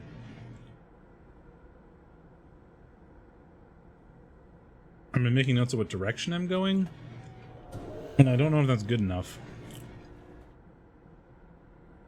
And go west again. The fact that this is... the noises are different. I didn't make a map, and I can't, like, reset. Oh, is that reset? I hope... no, that just makes a sound. Spin sound.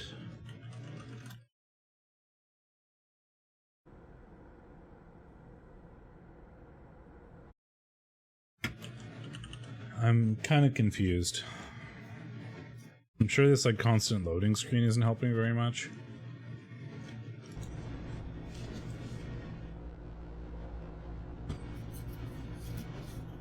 I just don't know what I'm supposed to be doing.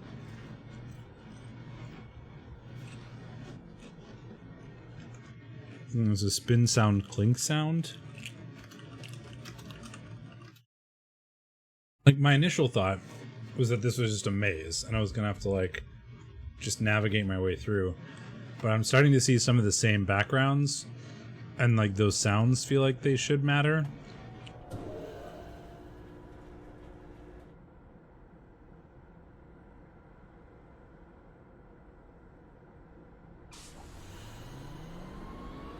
But I don't know. It's just unclear to me what I should be doing here. My first thought was, it's a maze. Go through the maze. But without, like, actual animations, this seems awkward.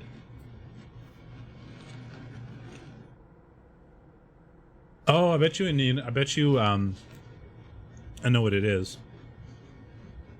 One of the options is, like, turn off travel animations. And it didn't say that this would be a thing. It said it would, like, turn off up and down motion for, like, elevators. And I tend to get motion sickness in games. Like first-person games in particular, I tend to get motion sick. So it was like, if you get motion sick, you should probably turn this off. And I was like, oh, okay, I'll turn it off. But it's doing this, which is making it awkward.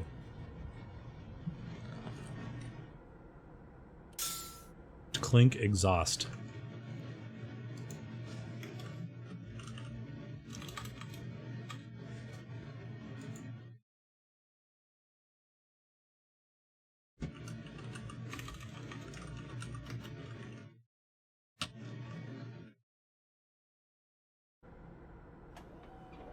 I don't know. I feel like I don't know if I'm doing anything useful here.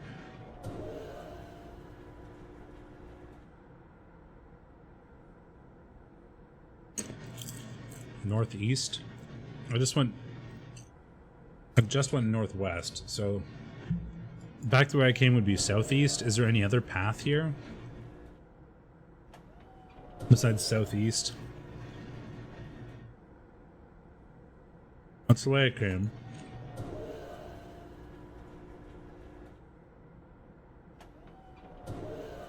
I'm just sort of like assuming this abides by like logical principles and that like the track can only go one way and like the doors don't move around or reopen up or whatever. And I don't know if that's a reasonable thing to assume.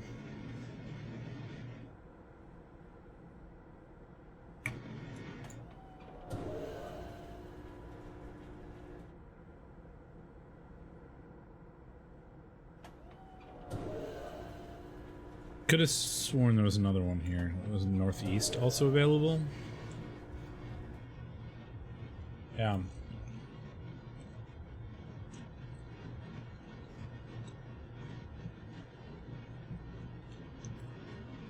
So there's actually two ways to go here. I don't know if images or the sounds matter? I mean, since I started keeping track of sounds, I've gotten spin, spin, clink, and then clink exhaust. So I feel like maybe that's a thing I need to pay attention to, right? So if this is exhaust something, then it's right. Maybe. Given that the island is based on sounds so far, I feel like this should be based on sounds too. So that's just clink. And I would have expected it to be exhaust.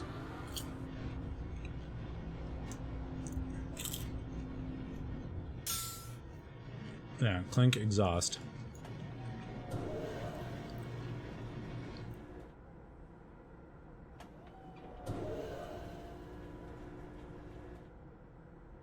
So, oops. No, don't go backwards. That's not what I wanted.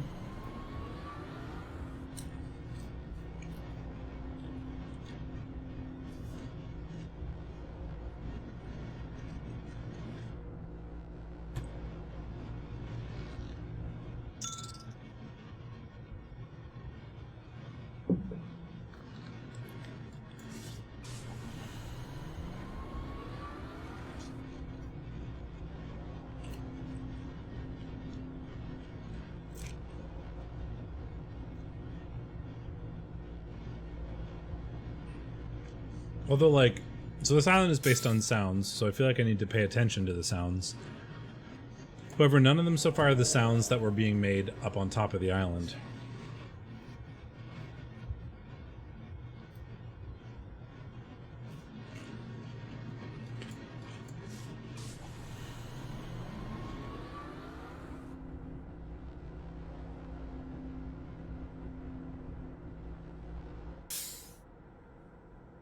This is just an exhaust sound.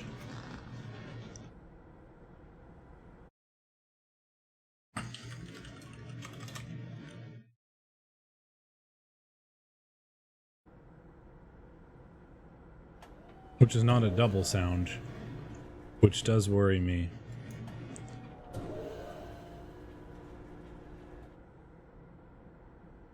Like, I have no idea what I'm doing.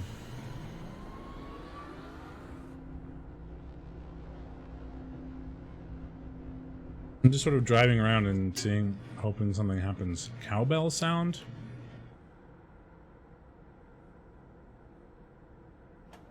That's none of the things. Cowbell sound.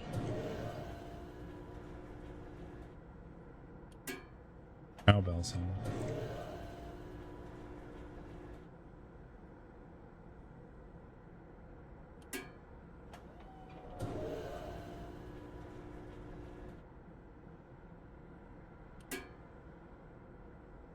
I don't remember which way I came. Didn't write that down.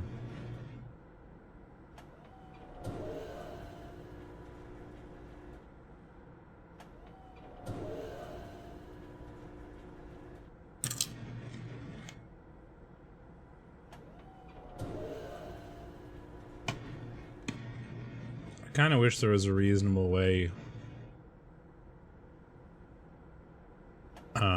to start over, now that I think I need to pay attention to the sounds.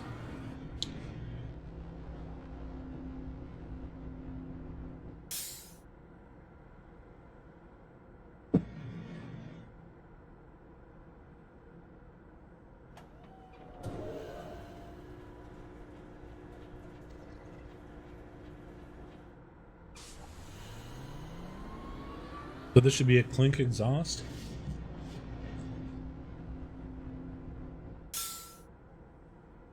Yeah, and then this should be a spin clink.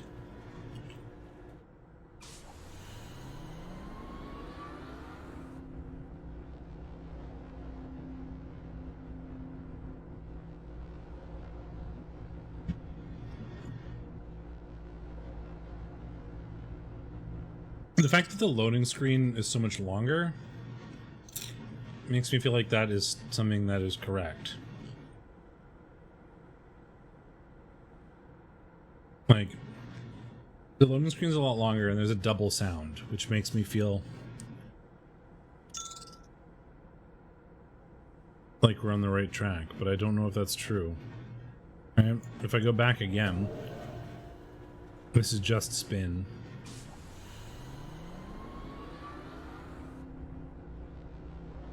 And it also feels like a long loading screen.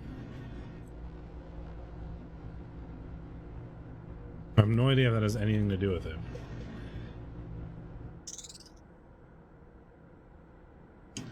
Also, it always seems to be these balls.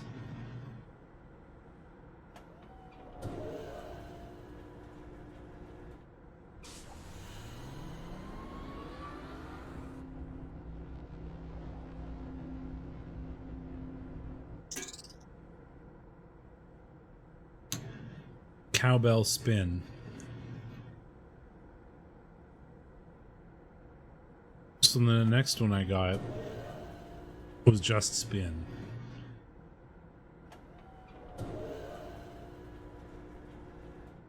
I think what I should be hoping for here is spin something, not just spin, right? Although I feel like I'm just making that up. Just like this island has been based on sounds. 2 sounds better than 1 sound is my entire logic right now.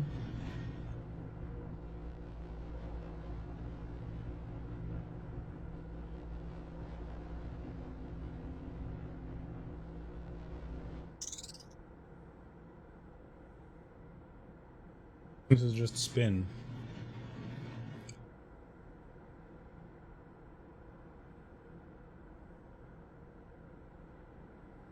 That's what I had before. If I go west, do I get spin clink here? Am I in that spot?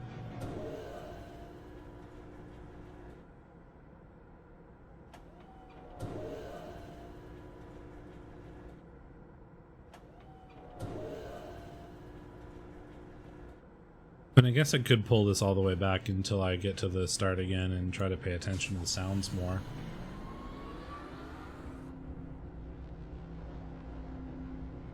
Seems fairly tedious, though.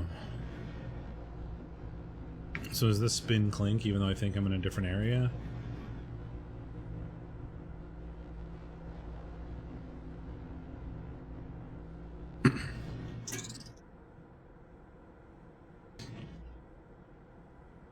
Sorry, I accidentally changed scenes. I tried to mute myself because I was going to sneeze, and I changed scenes instead of muting. There we go. What was the sound? Cowbell spin. So no, we're in a different spot. Oh no, this is... Yeah, this is a different spot.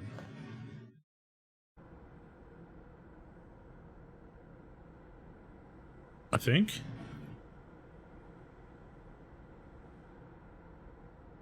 I'm really confused.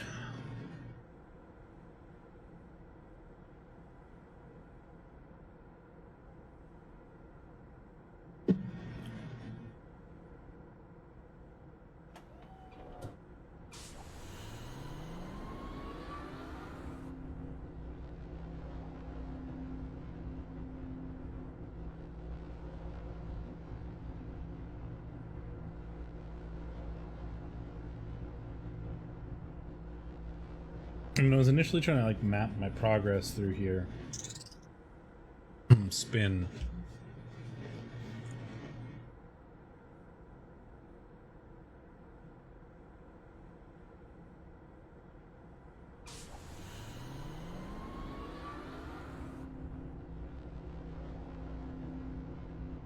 Was it spin clink or spin cowbell?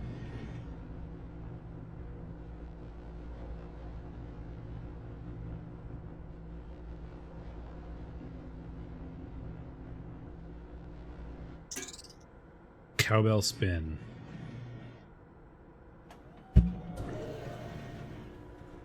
Going from spin to cowbell spin.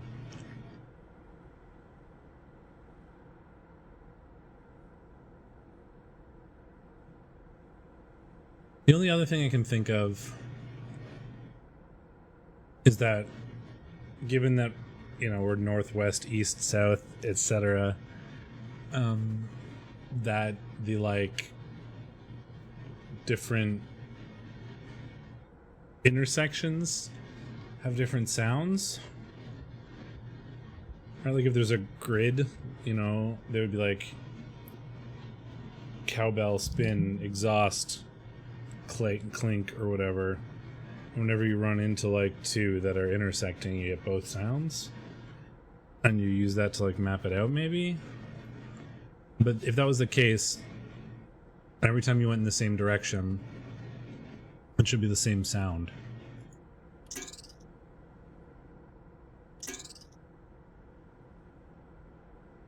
So we just came from southwest. So if this is if this theory is right,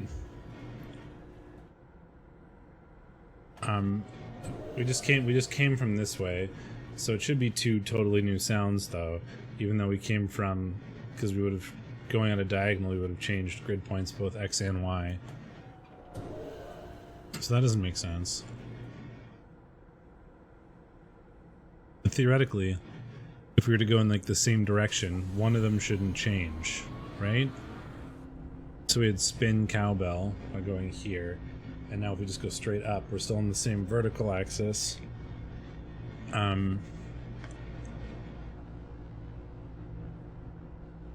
So one of the spin or cowbell should not change here. Spin.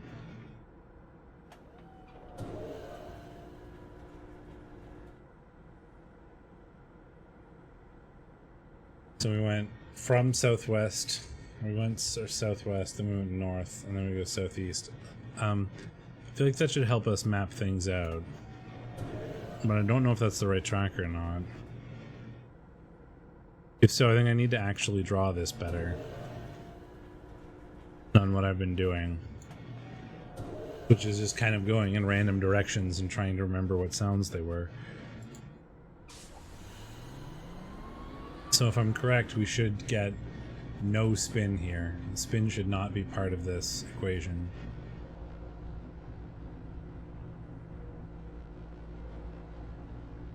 But it could be cowbell.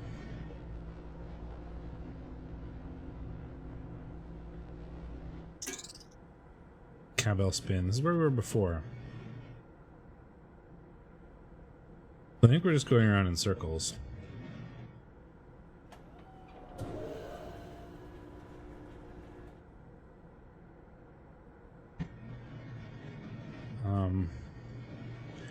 I feel like I just need to like start over, but I don't know how to do that. Do I just press this whole bunch until I start over?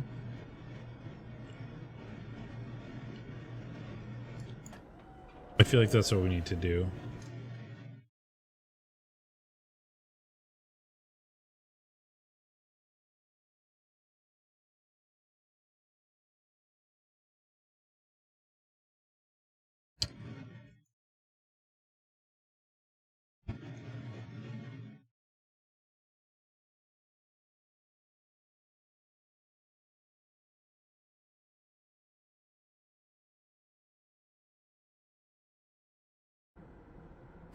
Just keep pressing back and hopefully until we get to the start. I don't know if that will work or not, but I'm just going to keep doing it.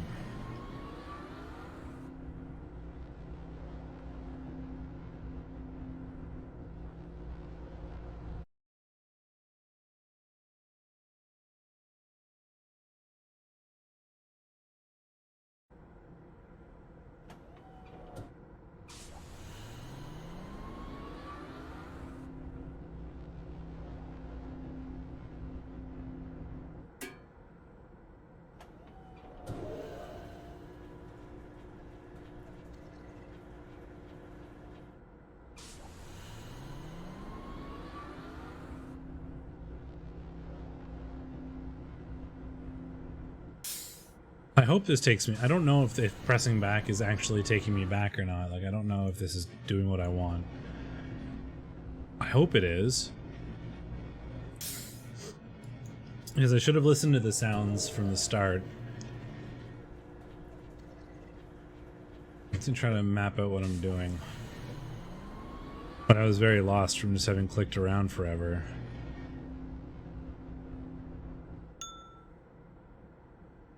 It sounds like a happy noise, you know, ding.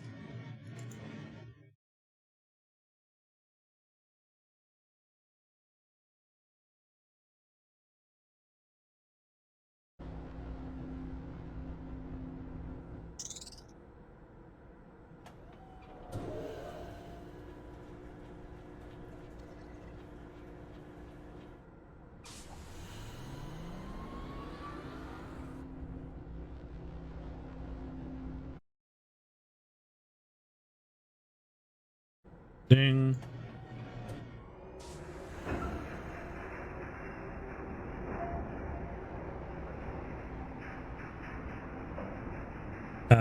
We're also approaching we're at the 2 hour mark, so I fully expect OBS to crash any minute.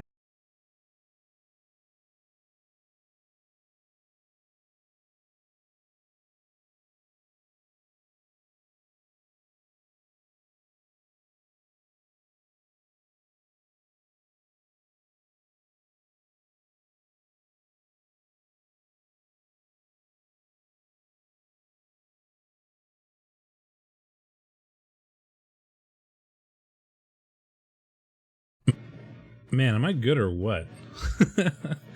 I expect OBS to crash any minute now. Instant OBS crash. 2 hours and 5 minutes, like on the dot. I have no idea what that is. I don't get it. I'm not recording or anything. It just like after 2 hours it decides to give up. And I don't understand why. I really do not understand why. Are we back? We should be back. I did find my way back to the entrance as well, so now we can sort of pay attention to the sounds and see if they help.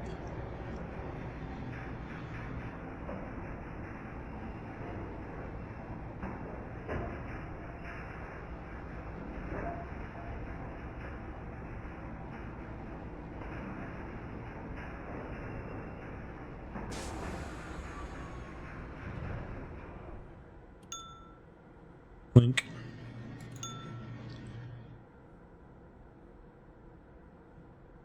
So we started at ping, so it starts ping. And there was only the option to go north here, so excuse my, like, I'm gonna tab in and out a lot here because I'm gonna try to write down what I'm doing. There was like a clink and then we went north.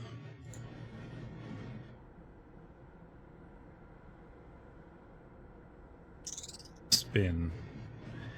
And if my notes are right, the only way to go here is west.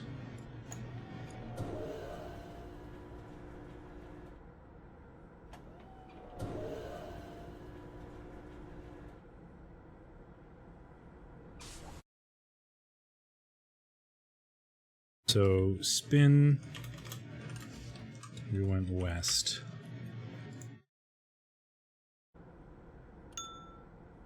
Clink again. So it was clink, and then we went north, and it was spin, and then we went west, and it was clink again.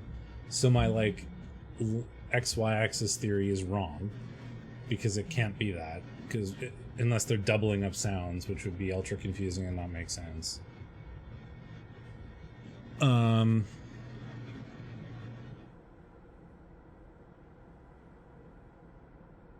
Although, from my notes before, we had to go north here. And it's the same sound. Oh! Oh! It's the same sound. We have to go in the same direction. Is the sound not referencing where we are, but where we need to go? Because there was a clink and we had to go north because it was the only option. There was a spin and we had to go west. And now there's a clink again, and the only option is to go north. So is that a thing? That feels reasonable. Exhaust. So, if... And it wasn't north this time, because that was a dead end. We found that last time. And that makes sense, because we think that north is a clink. We haven't tried east yet. And that was the way that we had to go last time, according to my notes, right? Yeah, we went northwest, northeast. So then if exhaust is east, well, that means, and if there's only 4 sounds, that means that cowbell has to be west. And when we're getting those combinations, that means go like southeast or southwest, right? If there's only 4. So we had spin clink, or like spin ping, right? Would have been go northwest, which we did that one time.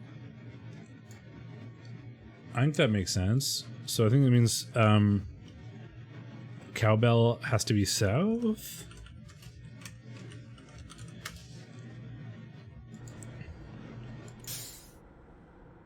So if this is go east, let's just see if this works. Let's just having written down those 4 cardinal directions, let us see if this is much nicer than having to map out everything like I thought I was going to have to do.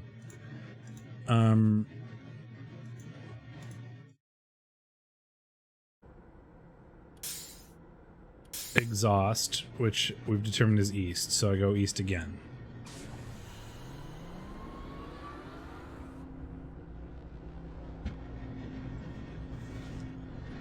So if my theory, we haven't run into cowbell yet, and if my theory is right, south should be a valid direction here because we just got cowbell.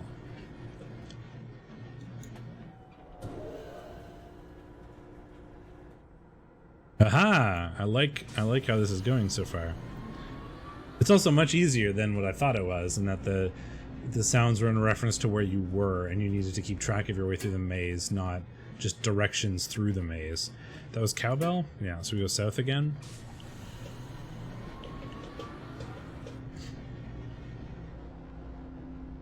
Oh, I just connected the dots. That the way to get to this age was with like a chord, like music played on the piano, and then the whole island is about sound. Spin, so that is west.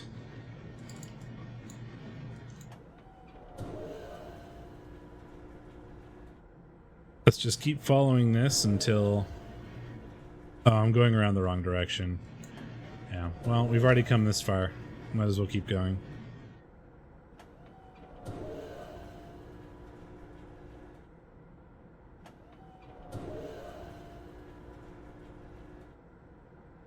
Oh man, I suppose I should check to make sure that my sound is coming through, because sometimes it stops when when OBS crashes, and I have been talking for a while, and I want to make sure that it's still actually... Yeah, it looks like it's still going. Okay. What was the sound? Spin, and I had written down that that was west, so yes, west.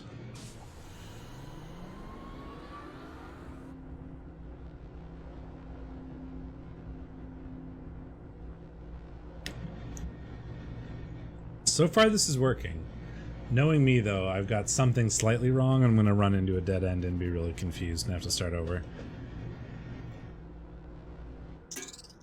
Cowbell spin. Okay, so this should be southwest, if I am getting this correctly.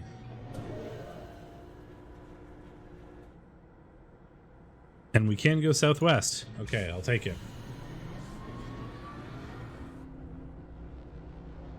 I like this so far. Spin means we just have to go west.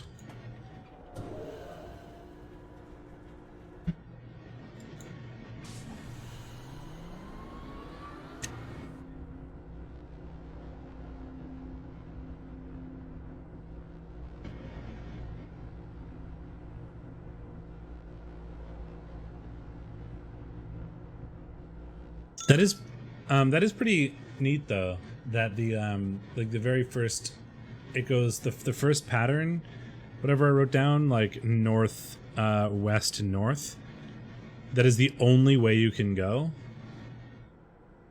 And then right after that, there's one dead end and one other way to go. So you have to go north and you hear the ping, and then you have to go west and you hear the spin, and then you have to go north and you hear the ping again. So that repetition is what got that for me, right? Remember when I was like, well, it can't be like where we are. because we've traveled northwest north, so we're both different X and different Y on the grid pattern of this thing. So it can't be about where we are, because we're both different in different locations now. So it has to, and then the fact that you had to go north both times and it was the same sound, like, kind of made me connect that, which I thought was really interesting. Right, so what's the sound? Spin, clink. So it's spin, ping, I guess. That's what I wrote down. So that should be northwest.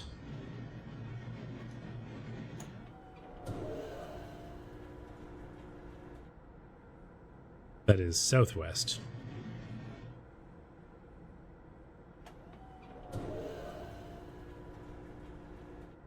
South. I'm going around in the wrong direction again. Whatever. Southeast. East. Northeast. Spin, clink. So that should be northwest. So this, two more. I went literally around completely the opposite direction. So northwest. This should be right. Oh, hey, Ku.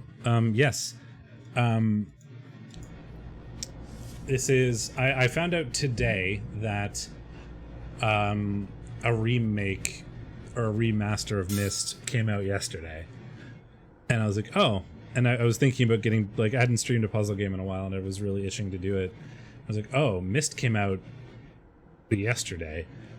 I have never played Myst. Ever. It came out when I was 4. Yeah, this is 100% blind. The only thing I know about Myst is what I've learned so far, in that, which I've connected the dots to sort of cultural touchstones, because Myst has just been a thing in the nerd world forever. I never really played games as a kid, so I never played it, but it's been kind of pervasive in nerd culture for a long time. So I know it's a puzzle game. It was a very good puzzle game, and it's sort of about books that take you to different worlds, right? Because I played with the Mystcraft mod in Minecraft for a while. So I know, like, it's a puzzle game and, like, roughly the concept, but that's, like, it. I had never opened or seen anybody play this game until today. Yeah, I found one book. The first thing I did was I, like, found the power station that let me power on the submarine, and I, like, figured out how to, that you couldn't go over a certain point, which opened the submarine. There's a piano in there, so I was like, okay, well, I need to find the code. And then I went and I read all the books that were in the library. One of them had a picture of the piano, ergo, beep, beep, boop, boop, boop, into the piano in the submarine. It opened a book. We came here, and then Island is very sound-based. Which puzzle? I mean, they're literally the first ones I solved. I've done nothing other than submarine, piano, then the sound radars on this island. That's it.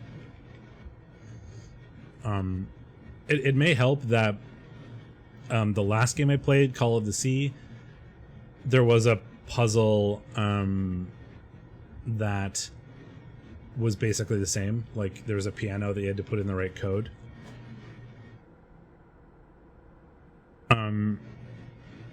The Don't Go Over This Voltage felt pretty straightforward to me, because, like, I was just pressing the buttons, and then eventually it turned off, and I was like, okay, so very clearly I can't go above this number.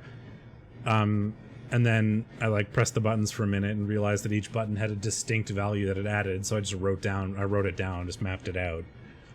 And then I thought it was like 50 initially, because I was at like 48, and then I pressed a button and it went, it turned off, but I had pressed the button that was 22 volts and shot it like really far up without noticing.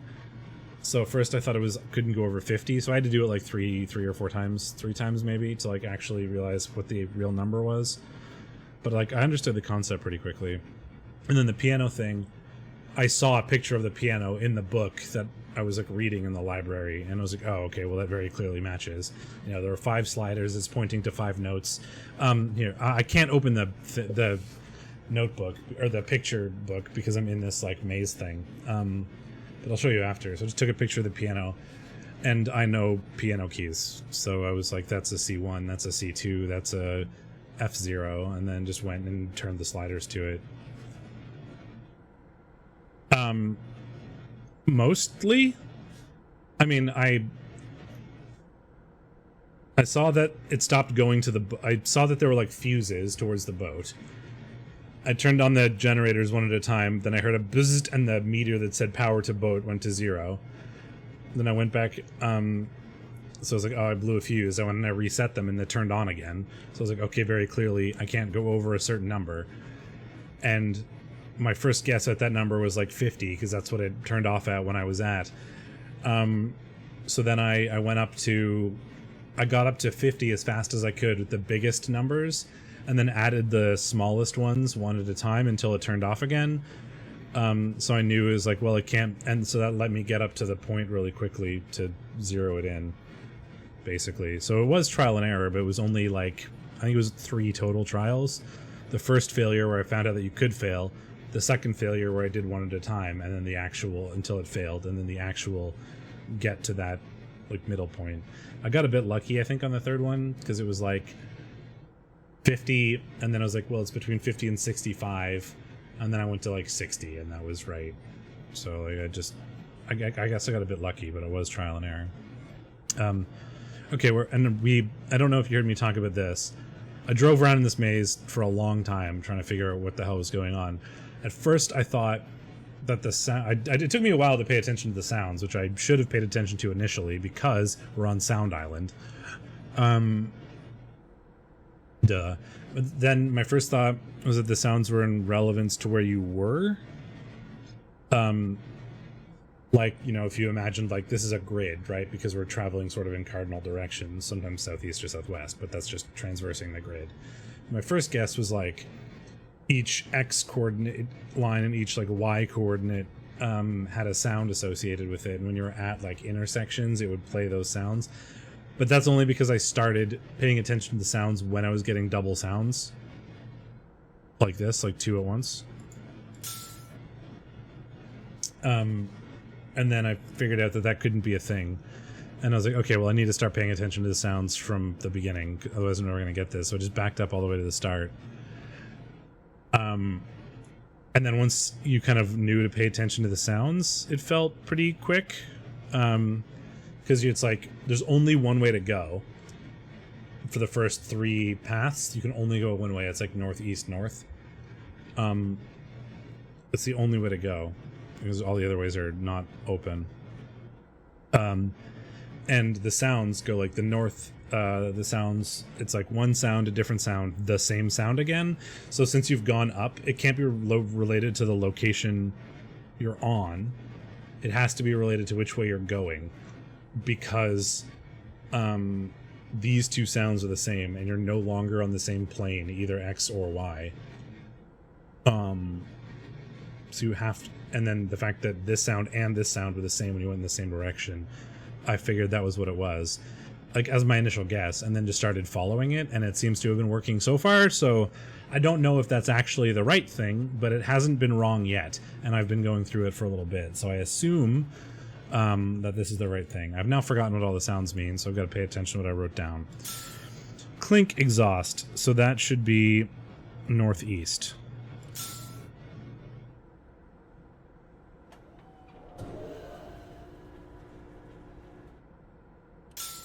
Okay. And there's a way to go northeast, right? So like it keeps working.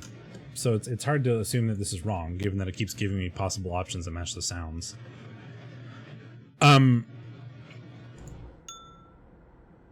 Yes, the subtitles, I don't know, maybe they're sort of cheaty, but the very first thing I did when I opened the game was go into the options and set stuff, right? Like turn off travel because I get motion sick sometimes. I like to have subtitles on so that when dialogue is playing, like the audience can read it. Like the only reason I turn subtitles on is because I'm streaming, not because I want them there. And then it just so happened that the first island I went to was Sound Island, and it's been very convenient. So it was like a really happy accident, I guess. But yes, also, I know one of the reasons I like watching puzzle games I played before is because it's fun to hear the person's thought process for the puzzles. So given that I think we are the same that way, right? You like watching me learn The Witness. I liked watching you learn Obra Dinn. That's kind of what you want. So I figured I'd summarize briefly what had happened so far. Yeah, I disabled movement. If you look in the settings, it says like disable travel animations. This is useful for things like elevators if you get motion sick. And I was like, oh, I get motion sick, and clicked that. I didn't realize it would do this, because this is actually really annoying. I'd rather not have this, but I can't enter the menu right now. It like just will not let me enter the menu. So I can't turn it off. I tend to get motion sick from video games, so I generally err on the side of caution with first-person stuff. Clink. So that is just north. If my theory is correct. Can still go north, and I can't turn it off while I'm in the maze. I will turn it off when I get out to see if it becomes a problem, because this is really annoying. But I can't turn it off while I'm in here. Yes! He just started streaming The Witness. I was watching that most of the day instead of working. I think I'm on part 3 now. So he's just started the color area. He just started the color area. I haven't watched any of it live. I only saw it on YouTube, and I've been watching it, just the replays. I haven't caught any of it live, and I want to catch up. The chat is really annoying, though. A lot of them keep saying annoying stuff that are, like, spoilery and things. Like, when he was on top of the mountain, and people were trying to get him to see the, like, secret environmental stuff, they're just, like, screaming, and I was like, just shut up and let him figure it out, please. Yeah, 1 and 2, though, they didn't have mods yet, so it was really annoying. But 3, they got the other guy that does the channel to mod, so that's been a bit better. Exhaust cowbell. So that should be southeast, if my translation is correct here. And we can go southeast. Exhaust cowbell. Okay.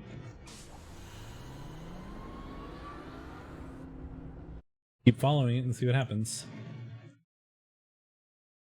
Oh, because there was one paid message in, like, part 3, I think, whatever I was on, where somebody, like, said something spoilery in a paid message, and everyone was really upset about it. Or maybe that was part 2? It was near when he was near the top of the mountain. That is ominous. There's just a door there, much closer. And there is no more sound. And I can enter the settings now, so I feel like we did it, perhaps. But yeah, like, hide vehicle transitions. Because it says, if enabled, vehicle rides like elevators do not show their animations while you ride them. We recommend enabling this if you're sensitive to being moved. Which I am. But it doesn't say, we'll give you annoying loading screens instead of the animations on train maze. It just says, hides elevator motion. So, that was frustrating. But I couldn't turn it off until I finished it. And it looks like I finished it. Good. So I saw that, like I said, this was 100% blind, so I just saw that and went, okay, better turn it off, because that'll probably be annoying. And I wish I had known that it wasn't going to be annoying.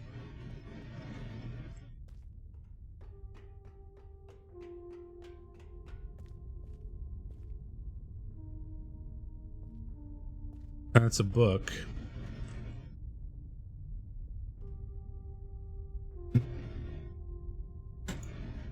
Does this take us back or to a new one? Because in the stories I was reading, I read through all the stories in the library, and he was like, I need to put down a new teleport back to hub book. Yep, so it looks like that was it. There was an achievement there, too. Found a way back from Salentic. Oh, so that was the silent one with nobody in it, according to this. That I read. It's also optimized for VR apparently, which I think would be really interesting. I do have a VR headset, but it's not on this computer. It's on a computer in my living room that I use for VR stuff, and it's not set up for streaming. I think this would be really fun to play in VR.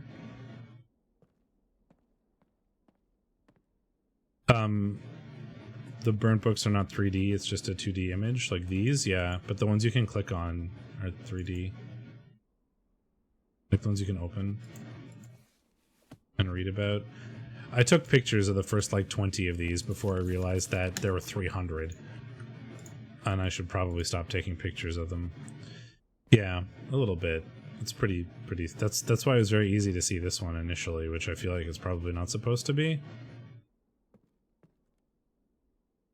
Because it's like this book, this book, this book, this book, this book. I was worried that this was going to be super like open world and there's going to be a million things to do. But then I remembered it was made in like 1993. So there's only so much space on a, you know, CD in 1993. So perhaps it's not. I still don't know what this is. I know that this thing is that. Because it rotates when I rotate that, but I don't really know what it does right now. Right, so what was I going to do? I was going to show you my pictures. Right, I took a whole bunch of these pictures before realizing that was a dumb thing to do.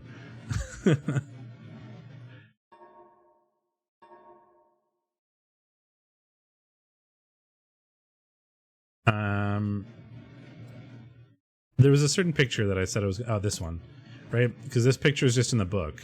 And there was like, oh, there's 5 sliders, 1, 2, 3, 4, 5. That's a, you know, a C1. So that's a C2 or C0, C1, depending on how you look at it. So you just press that on the keyboard and it tells you what it is. And then so that was pretty straightforward. Yeah, they give you a photo album. And I think once again, the reason for that is VR. You don't need to know the tones though. Oh, subtitles. I feel like the subtitles are cheating again there. Right? Because if I go back to here, and I was like, ah, well, it's this one. Is this a C0 or a C1? It's a C1. So C2. Yeah, it is. So I was like, oh, that's a C1, so that's a C2, and that's like in, you know, an A0, A sharp 0. Because I can read pianos. I think the main reason for that, though, and also the pictures, which is this, I can take a picture of things, is because it's optimized and meant for VR. And you can't exactly take notes while you have a VR headset on, which I think is what it's for.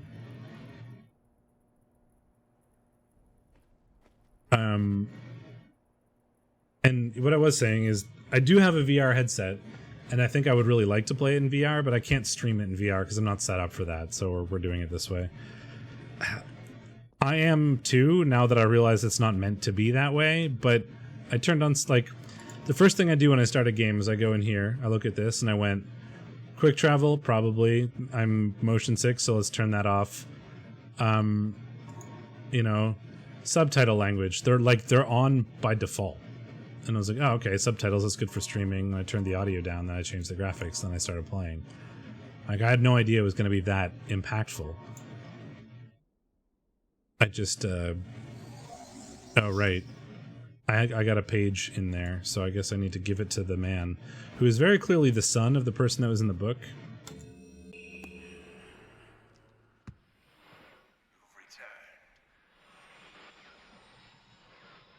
I assume there's like one page from each book in each place that I need to give them.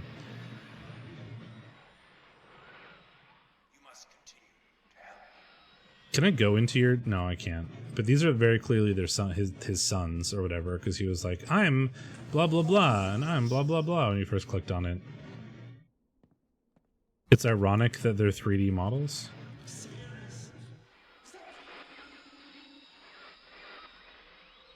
Oh, they're FMVs?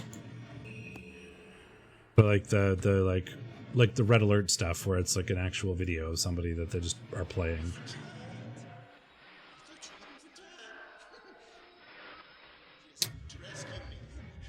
So I assume there's a blue page and a red page like in each Myst world, and I have to go to each Myst world to get them all. So, you know, we're down 1. So we have 2, 3, 4, 5 to go, I guess. I do have this in here, but I don't know what numbers to put in. There's 300 of them, so doing that one at a time seems non-ideal. And this does lead to an elevator, but the elevator doesn't seem to let you go anywhere, so I don't know what we do with that. Just library. And I have to pull this to get back out. So there's like a time machine thing in here. There was a note here that was like, I've left for you a message of utmost importance in our 4 chamber beside the dock. Enter the number of marker switches on the island into the imager to retrieve the message. 4 chamber beside the dock. Well, this is the dock. Is this the 4 chamber? But it's like a, this is like a time machine that you're supposed to put like a date into, as far as I can tell. And I can't seem to go in it because it's being weird. Like, this is like a time machine. Like, you can just put dates into. Yeah, this is the first session. I've been 2.5 hours.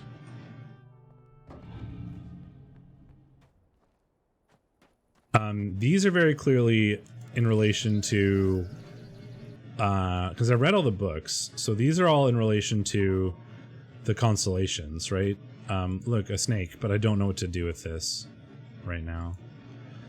Because there's a snake on this. The other thing I saw that was interesting was this thing. Dimensional imager. Topographical extrusion test, marker switch diagram, and water turbulent pool. So this looks like the water turbulent pool is down there. I don't know what the marker switch diagram is yet, but I'm pretty sure that these are the marker... Where did it go? That these are the marker switches. My first thought was that, like, I had to use them in pattern with the constellation. Right? Like, this one, and this one need to be on or whatever, but there's different numbers of them. As far as I can tell, I found 7 switches on the island. Some of these have 6, some of these have 7, some of these have 8.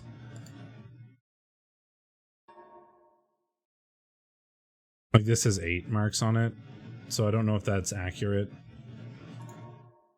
If that's a thing that would matter. I'm pretty sure the topographical extrusion test is the tree that's being extruded from the ground, though.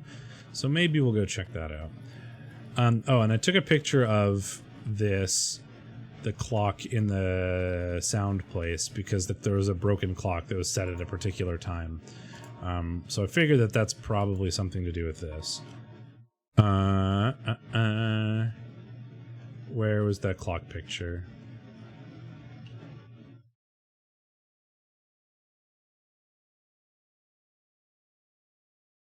It was, you know, 12:10 or whatever.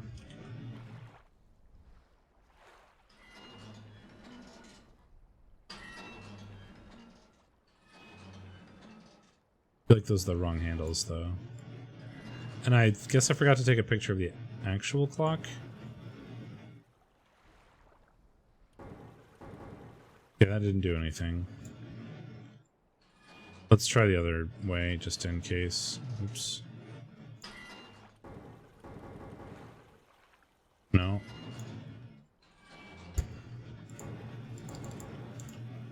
Okay. That's not it. Oh, there's another switch. Did I not see that one? So does that make 8? I think there might be 8. Yeah, so I have a 3080. Meaning I can have ray tracing. So the shadows and stuff are like, look at the shadows in the grass. They're being done like dynamically, and it's incredible. I bought one like the day they came out.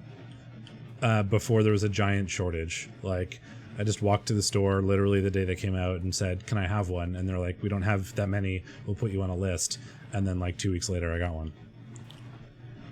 I feel like I looked up the image wrong. Let's try that again. Because it was the only clock I've seen so far, so that feels like it should be a thing. Right, it's like 3 o'clock, I guess. But I didn't take a picture of the clock, I took a picture of the image, but the image looked the same as the clock, so I wasn't sure if that was what that was supposed to be. Or 2 o'clock. Man, I can read time.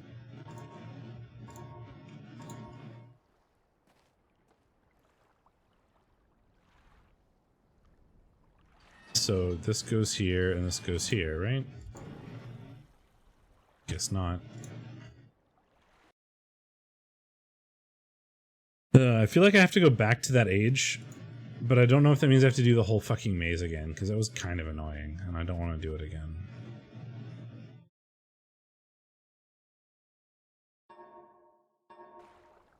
But anyway, let's go look at this. Yeah, I got it like a couple weeks after it came out. You know, I just sort of turned it on. PSI. This is very clearly the extrusion thing. If I turn this, my guess is the PSI goes up or something? And or down? Is the tree moving? No. Not unless I like... Okay, so I will very often say rhetorical things. Like, I wonder if this is how this works. Or like, this must be this. That's me mostly talking out loud. I don't really want confirmation of anything. Unless I specifically ask, right? So if I went like, Koo, could you please tell me how this works? Because I'm giving up. Then that would be fine.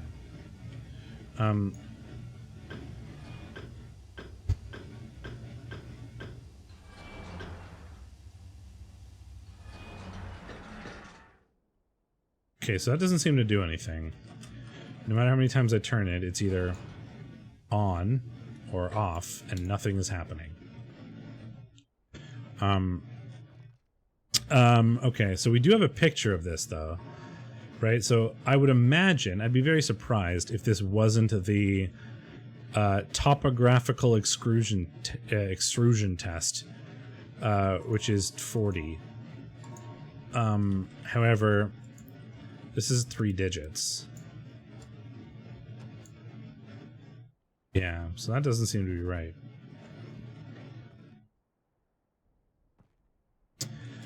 So if the PSI is not going up, I mean, I still don't know what these do.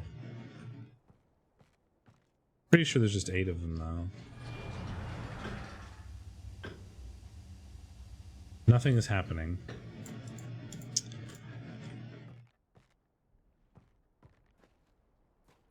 I feel like I should have taken the right picture of that clock, and I don't want to have to go all the way back to it, but it is what it is. So here's the tree that we're like extruding. Is there a valve? Oops, I don't want to take a picture. And I don't know how to turn off the picture without hitting the escape menu. I'm just trying to see if there's like a pipe or something back here, because the PSI isn't going up. That matters for some reason. Still curious as to what these are. They're very clearly to do with the constellations, but I don't know what they do.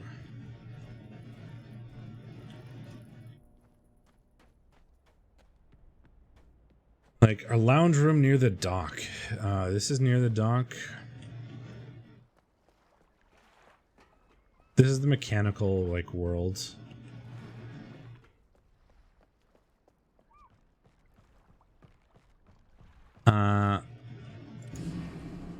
I'm gonna go back and look at this. Oh. Boop.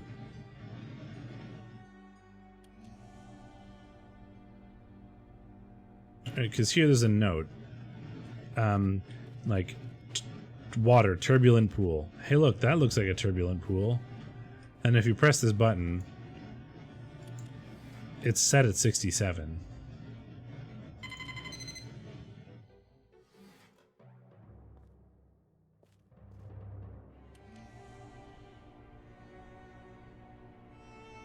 So I figured the tree getting extruded probably has something to do with 40.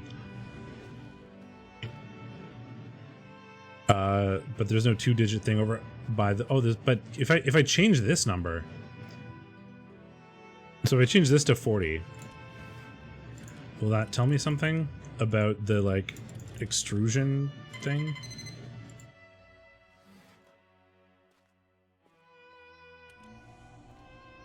Hello.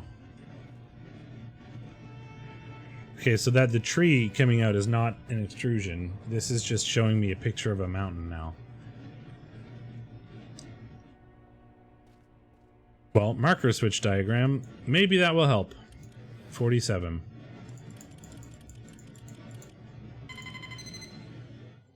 This is a new something. It's just showing me what a marker switch looks like, which I had kind of already guessed. I guessed that those were marker switches. Still don't know what they do. Oops, what was the number that it was at? I want to put it... Oh, no, I think it was 40. That...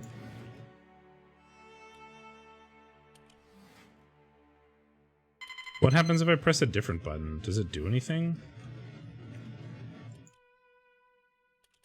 No.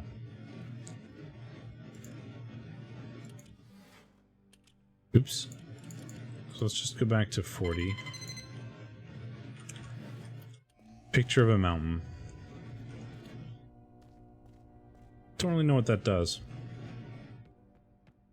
The only other thing I really have a hint of right now... So I've got the constellations, which I assume are important. I don't know how to actually do anything with them. I don't know what to do with these switches.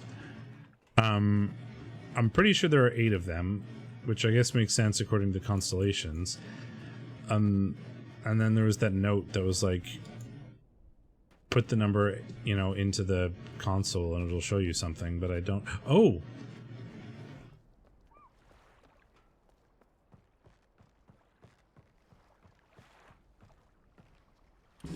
What if we put the number 8 into this?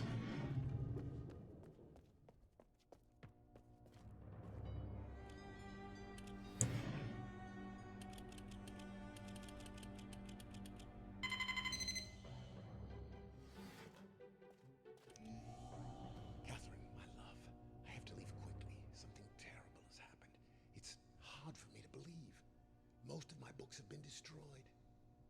Catherine, it's one of our sons. I knew one of them was evil. Find him and Cirrus as well. I should have known not to have left my library unchecked for so long. I've removed the remaining undamageables from there and placed them in the places of protection. You shouldn't have to use the books until I return, but if you've forgotten the access key, remember the tower rotation. Tower rotation. Everything will be fine. I'll see you shortly. Oh, and erase this message after you've viewed it, just to be safe.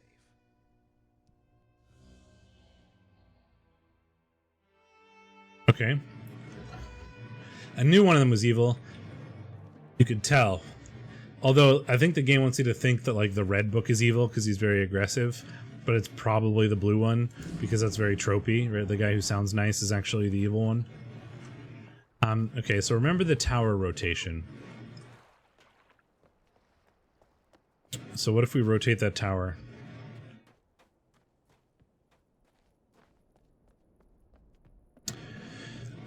Where can I rotate it? I rotated it here, and I didn't think that did anything. But there's red lines sometimes. Oh god, my mouse is being weird. What if I try rotating it to that red line? Does that do anything? It has rotated. I don't think that is helping me in any way, though. Hello, tower, you have rotated. I keep seeing that line and want to, like, witness it.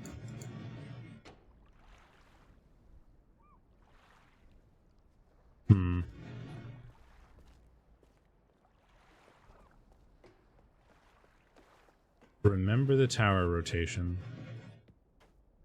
Left you a message in the most important star 4 chambers beside the dock. Enter the number of the marker switches on the island into the imager to retrieve the message. So I did that. There were no dates in those books. There were like, you know, I've been gone for 10 months kind of thing. Ugh, I really want to go back to this place, but I don't know if I have to go through that. I don't want to go through that whole maze again.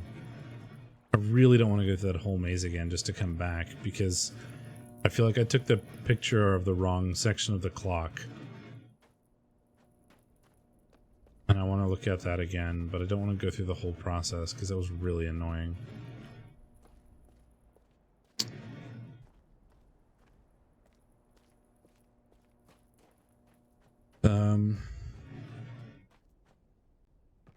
So I need a 3-digit number for that, presumably to do anything. There's this clock, which this is what I assumed was right, but apparently is not.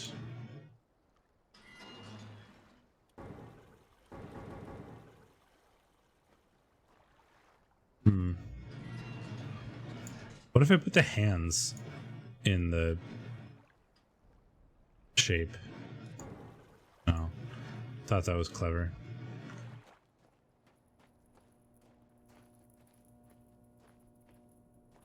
The only other thing I really have a hint to is this, right?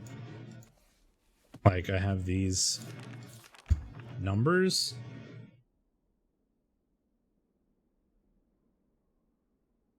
But there are 300 of them.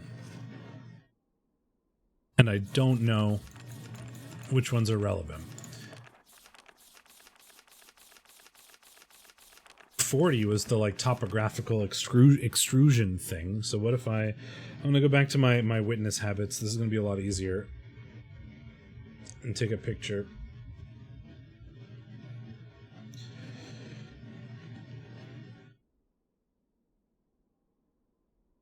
And we'll see what we can do with that, I guess. Let me out. Because there's this thing.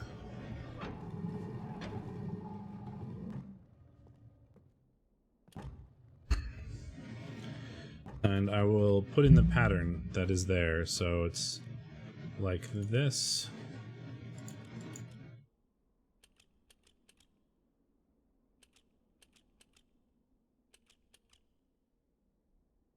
I just picked 40 mostly at random. It was one of the numbers that was on the imager downstairs, so like it's possible that it's relevant. That didn't seem to do anything. Let me try it one more time, just in case I put it in wrong. I'll just go by rows or columns this time, so that it's harder to mess up. And then there is a nothing, and then there is 1, 2, something, and then there is nothing, nothing, 1, 2, 3. There's nothing, 1, something, something here, and something here. This is the number 40, but it seems to do nothing. So I don't know what the numbers are really for here. But they go up to 300, so just guessing random ones isn't going to be very useful.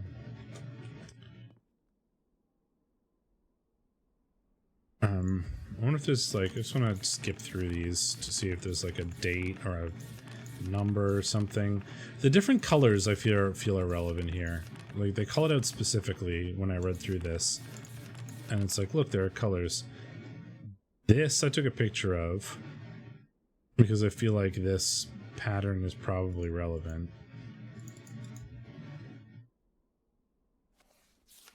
This is the rocks that I was just on with, I think, but it says there's a lighthouse, and there wasn't a lighthouse there. But we've got these constellations. No, this is where I was. Is the silence where there was nothing. Right. Oh, I see. This is what I did. I rotated the things to get the sounds.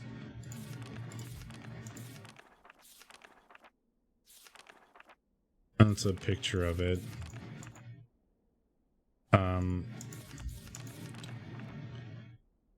Stairs going down, like arrows coming out of them.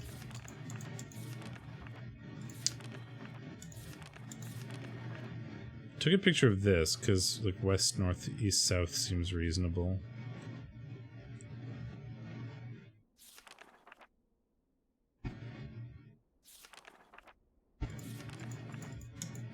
And this is all just numbers. Which I definitely did not want to go through.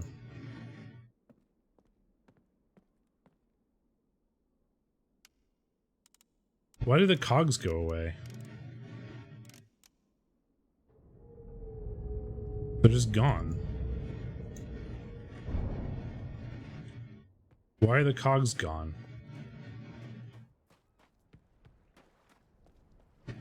Is the only thing I can think of is it's like the switch? Did I do something with the switch? I like turned this switch off.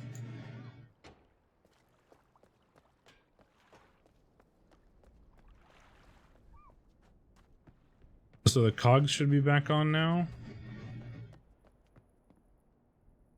I see. That is certainly a something.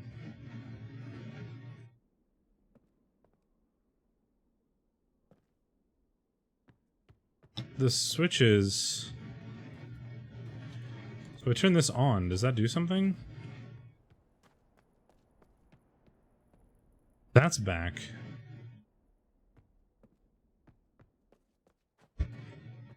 So do I turn them all on?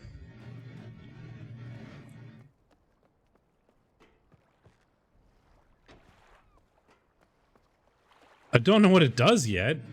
I just know that I can put things on and off the map with the switches, and when I rotate this to them, so they're like, they go red sometimes. Like, I don't know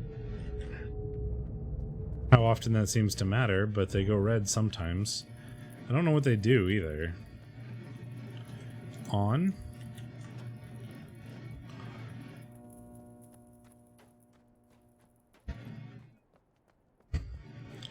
Well, now the submarine is there. Or the I can point to it. I've already solved that one though, and I don't know what happens. I don't know what these do. On.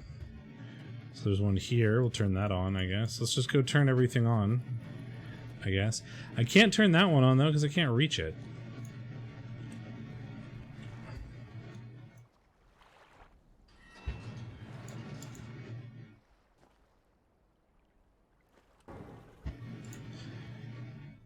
What if I just made a bridge out of the hands? Look, a bridge. No. Yeah, I did try.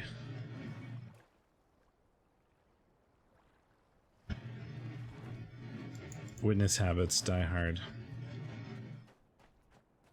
On.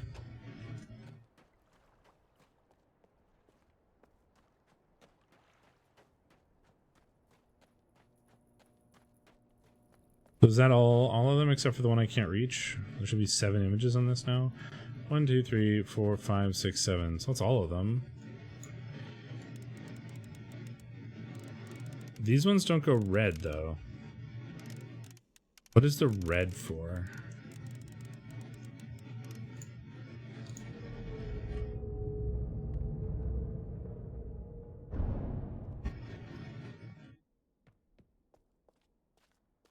I mean, it just points in that direction. It doesn't seem to do anything.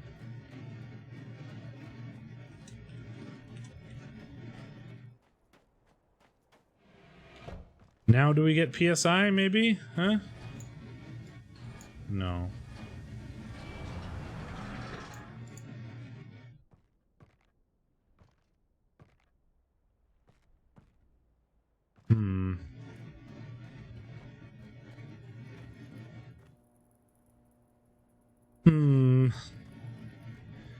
So why do some of them go red and some of them not go red? What is that symbol? Like the man and his two sons, maybe? So that rotates, but it doesn't do anything. What if I turned it, like, completely around the opposite direction?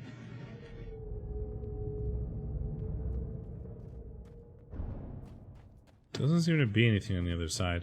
I feel like there should be, like, a laser or something coming out of it.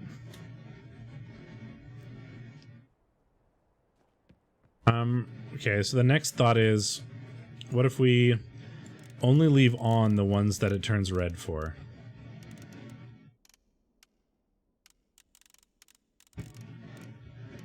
And there's like, there's also the like turn off everyone, or turn off all of them but the red ones. That is also an option. Yes, exactly. Beam needs beam. So if we turn off the like time chamber, if we turn off these like 4 in the middle, right? So like we want to turn this off. I want to turn this off.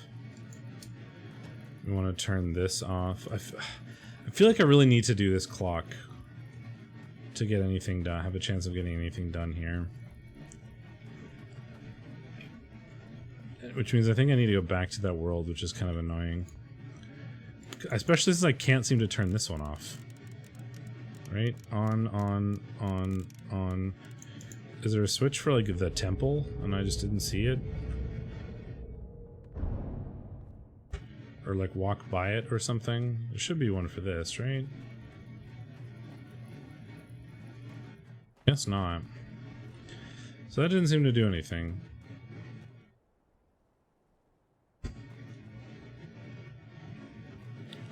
Okay, this is a question I would like the answer to. If I go back to this world, do I have to go through that whole fucking maze again to get out again? Because I just want to go look at the clock. I don't want to, like, have to go through that whole thing. I just want to go look at the clock to see what the time on the clock is. I don't want to have to, like... Ugh. That's really annoying.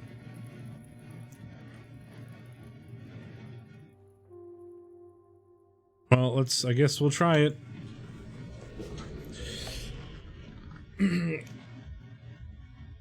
Because the only hint I have to go forward now is the clock and what time it is, and I think I didn't see the right image or something.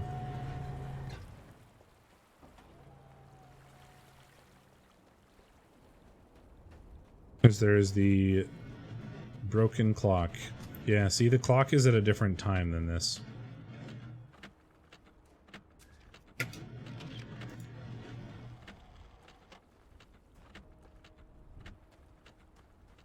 So, I wonder if it'll let me just go back, or if I have to go through that whole thing. Because, like, I don't want to have to go through that whole maze for literally that one picture. Gah. Gah, I say.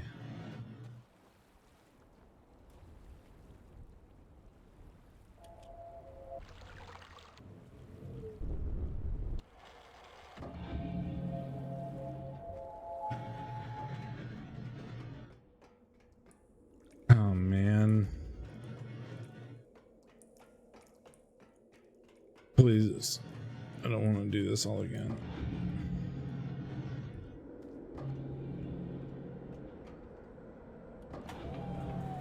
I guess that's true.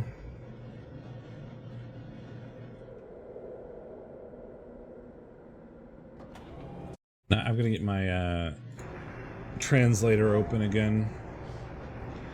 Because I did keep that.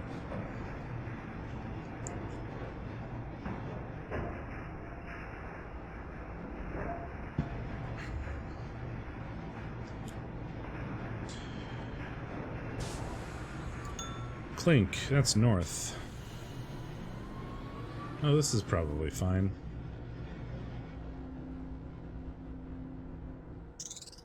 Spin, that is west.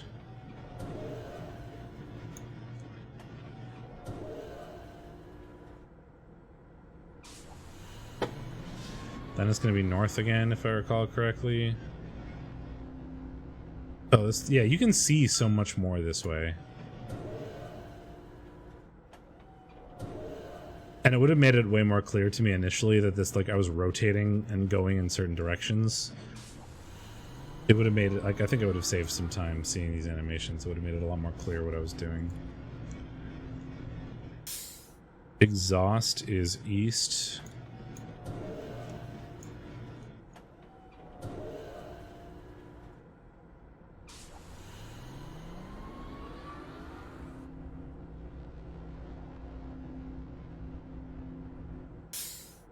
Exhaust is east again. Sorry, I won't look at chat for until I finish this maze because I only have 2 monitors and I've got my sounds written on the other one. Cowbell is south.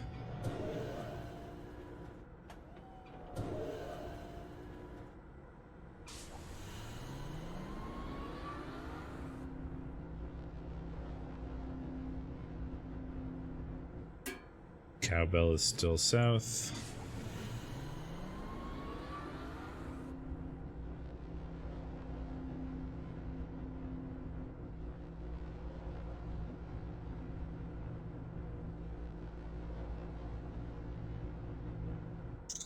Spin is west. Oh, I think I want to go the other way. I guess it doesn't matter. I was pointing south. And I went the wrong way again. Too late now.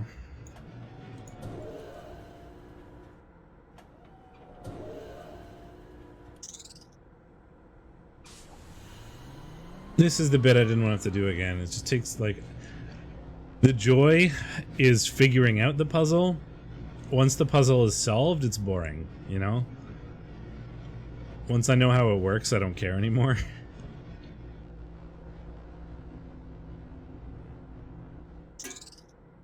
Cowbell Spin is southwest. That is southeast, so I want to go the other way.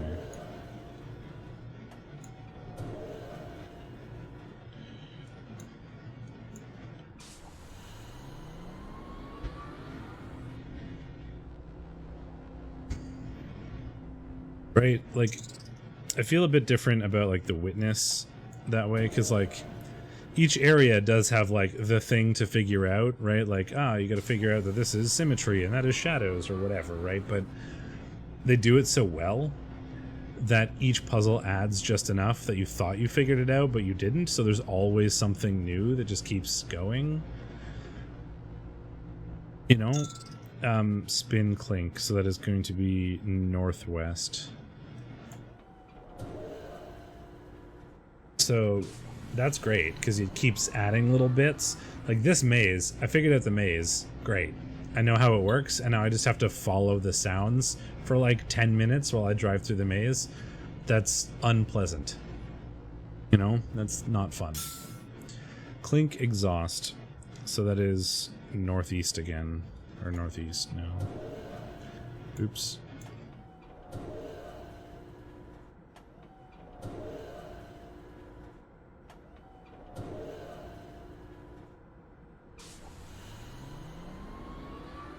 I mean, like, each junction doesn't have a new mechanic I have to learn. Each junction is just a new junction that I have to follow. So now I just go north, according to the pattern that I have already deduced, you know? So suddenly, like, my interest wanes very strongly. Man, I hope there's only, like, 1 page in each world that I have to get, because that's all I saw. I got a red one and a blue one. If there's, like, a hidden one and I'm gonna have to go back and do this again, I'm gonna be real frustrated.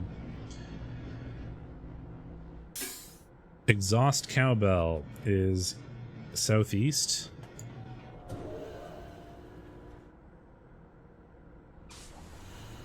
I think that's the last one, if I remember correctly, so I'm going to bring up chat again. I definitely made an error, because the first thing I did was drive around in circles for a while, not knowing what I was doing. No, I feel okay. So I'm catching up on chat again now because I had my like translation on the other monitor. So let me read from the top. Is it making you sick? No, it feels okay so far. Generally, it's the quick movements that do it for me. Like the spinny puzzle in The Witness. I had to stop playing and go lie down for an hour after that. It was awful. Yeah, so Doof, I had figured out this puzzle already. And I forgot to take a picture of the clock, which I wanted to come back and do. So now to get out, I have to do this puzzle again. So, like, this wasn't me learning a new thing. This was me just being annoyed that I have to go through and do it a second time.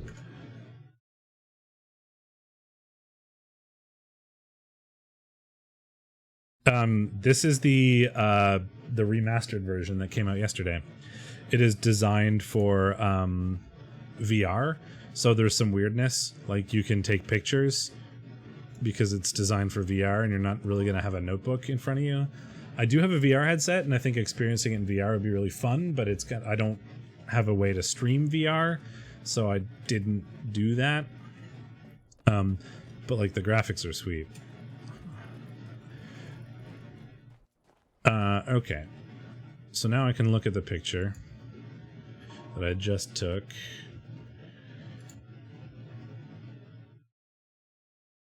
So it's like 10:05, I guess. I already forgot. Like 10:05, might be 11:05. It's kind of hard to tell. We'll put this here, and we'll put this here, and we'll try it. Nope.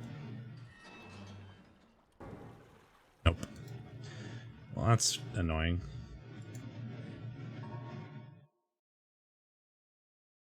The big hand is pointing at the 1, and the little hand is like...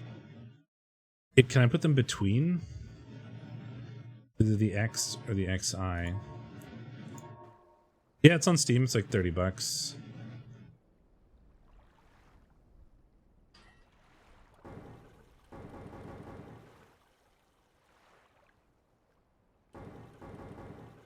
Huh. Man, I don't want to have to go do that all again.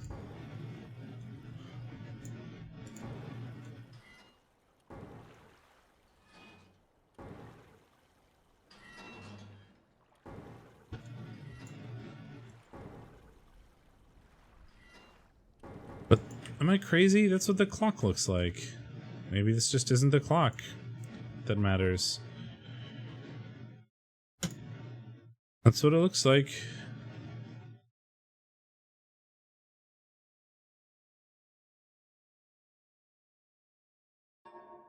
Maybe that's not the right clock. And I need to do something else. The only other thing I can think of is we point these physically to, like, the spot.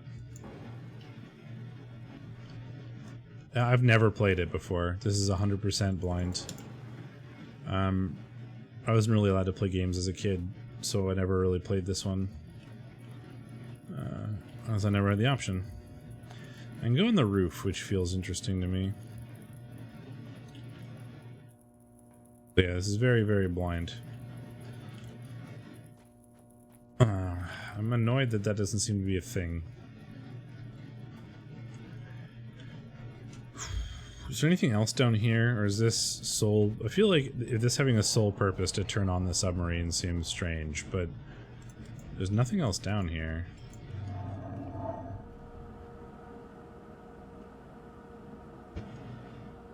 That's gotta be it. But there's like a whole switch just for this, which feels weird. The whole marker switch.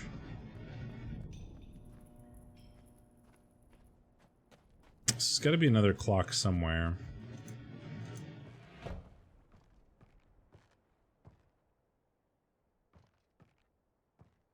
I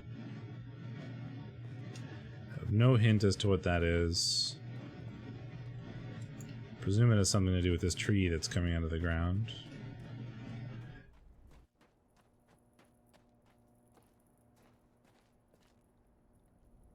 Huh.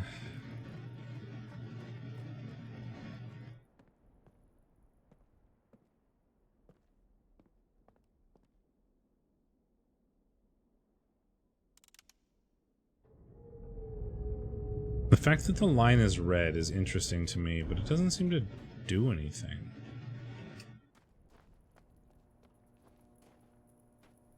Right, I felt like I needed to be able to have access to this switch to do anything else. Which is why I went back and looked at it in the first place. The only other thought I have is like, so we have these.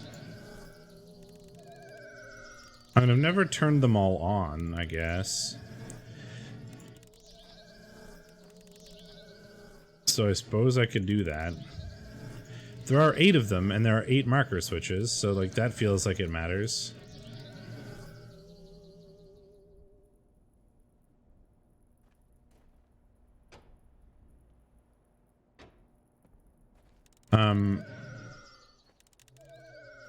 But there's one switch, there's one marker switch that I still can't get access to because it's on the other side where that clock is. So I feel like I really need to do something with that clock, and I'm annoyed that I don't seem to have the right time. No, it is not. But they all sound the same to me. So I do have the constellations. The problem is I don't really see these lining up with the marker switches very well.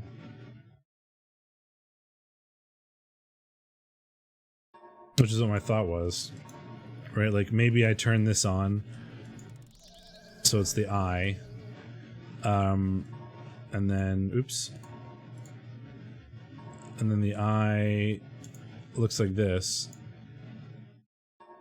So what if I like turn the switches on to make this look like the eye?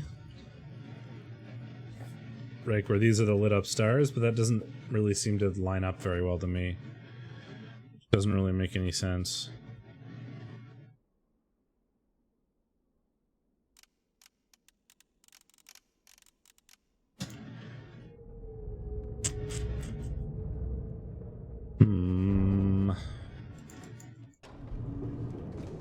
Still can't do anything in here, can I?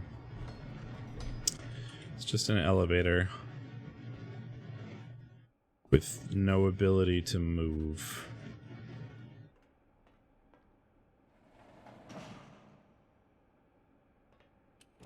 Oh, there is an ability to move. I had to close the door, apparently. I see.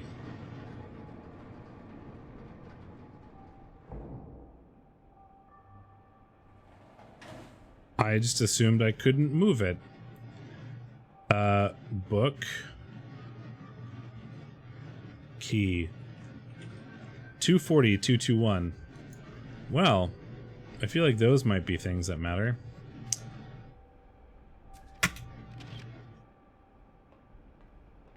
This is book. Oh. This, so presumably I point this at something I want to look down on in the right method.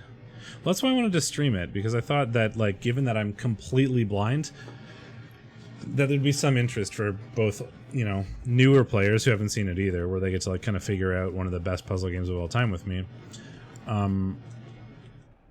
And it also has value for people who have played it before.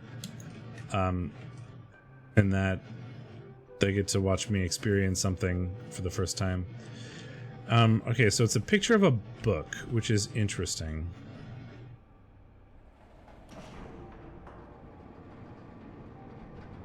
Well, maybe I'll do Riven next then. I won't have a remastered version, but...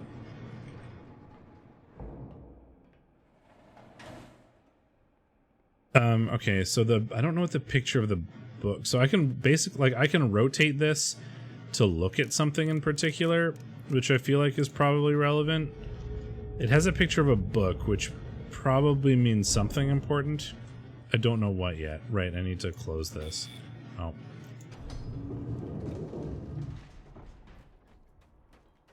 But I have the time now, and I also have the code, what looks like a code to a vault. So let's try these things. 240.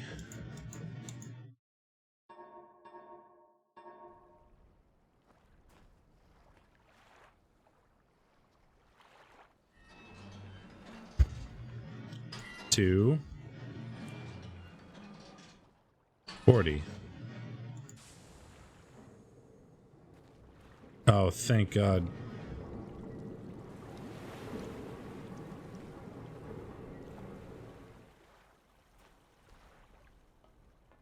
This feels like it's a portal to like Mechanical Island or whatever, because there's these gears and stuff that he was talking about.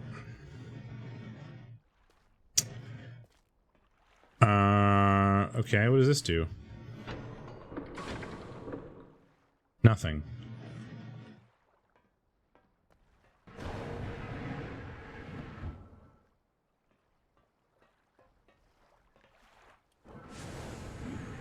What do these do? Nothing. Oh, there's numbers on that.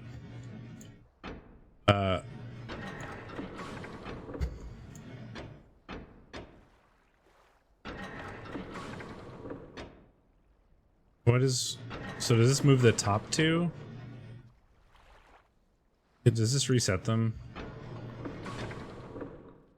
Yes. What was the number that I was trying to get to? I wonder if it's the same, the number here, if this is the... I thought that this would be the code to the vault. But it seems to not be that. Maybe it's the code to this, 221. Okay, so this takes the bottom ones. And this seems to do the top ones.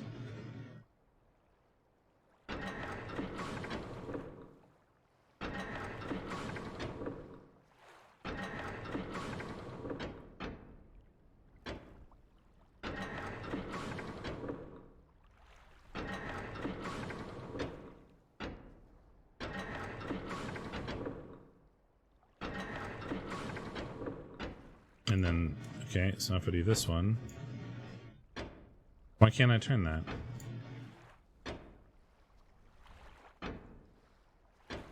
Oh, I assume I only have a certain number of rotates.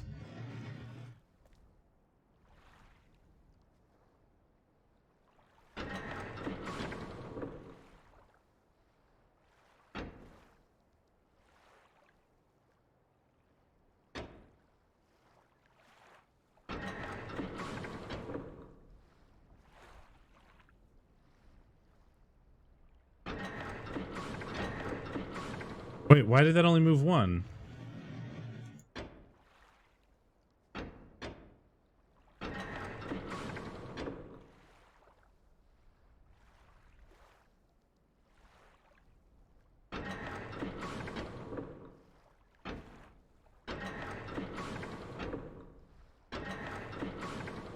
And now it won't let me do it anymore.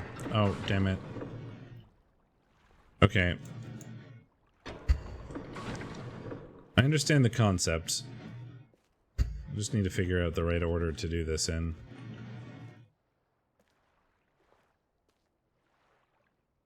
So if I move the bottom,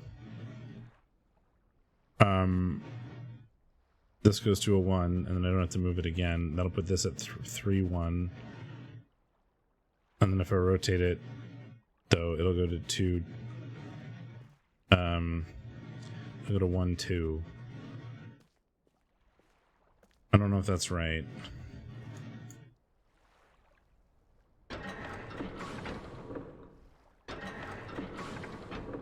One, two, one.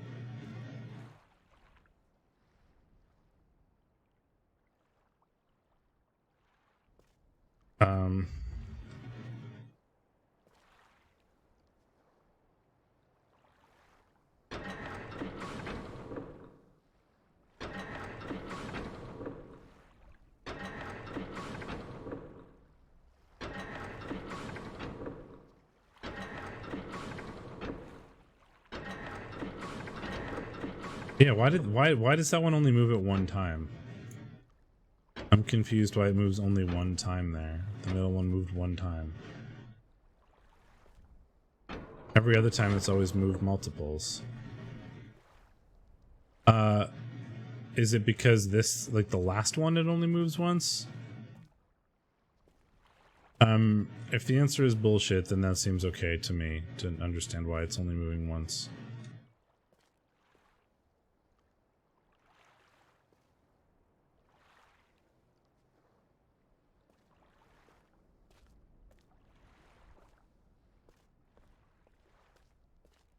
You can hold the levers down.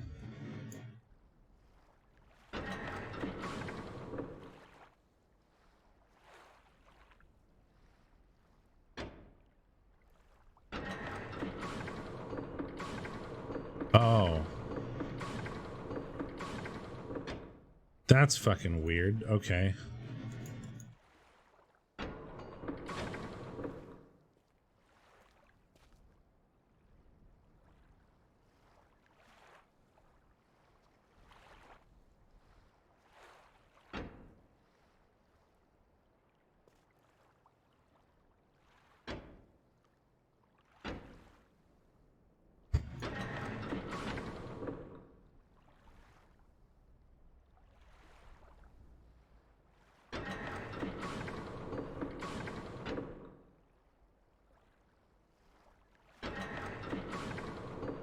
There.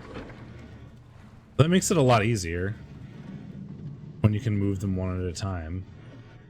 That's super annoying. I don't know what that did.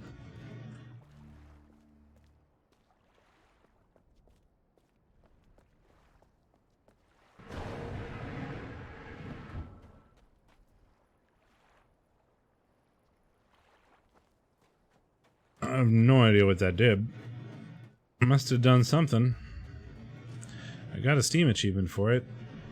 Solved the gear puzzle inside of the clock tower. Well, the only other thing that looks like a gear was over here, so let's go look at that. Oh, hello. It rotated this gear.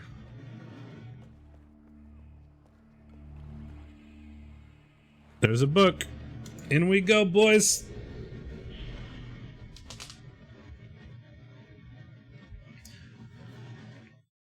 Yeah, I was wondering how it was doable 2 at a time.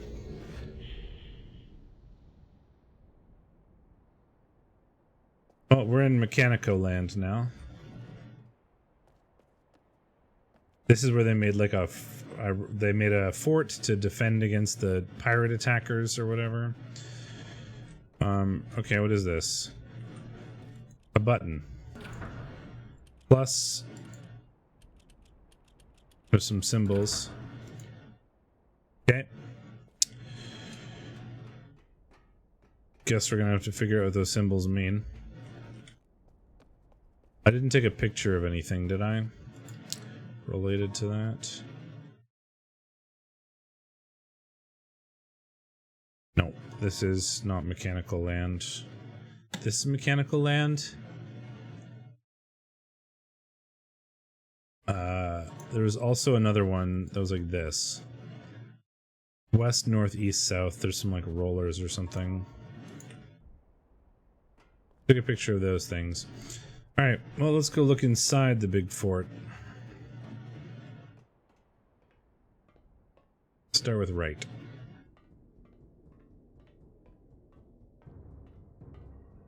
I have no idea.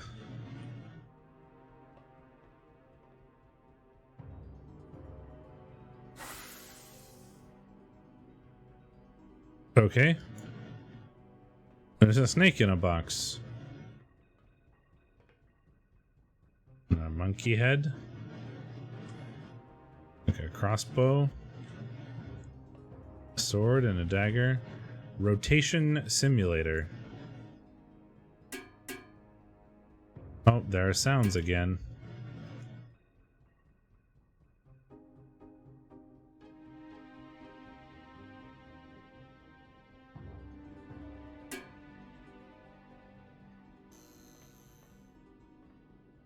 cowbell sound.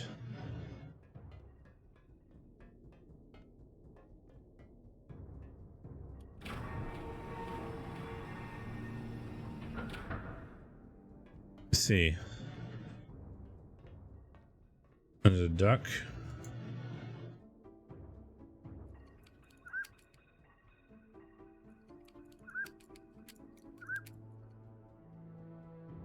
Okay, there's a cute little duck. There's a throne with a chessboard. There's a button in the chessboard. Oh, there's a red page.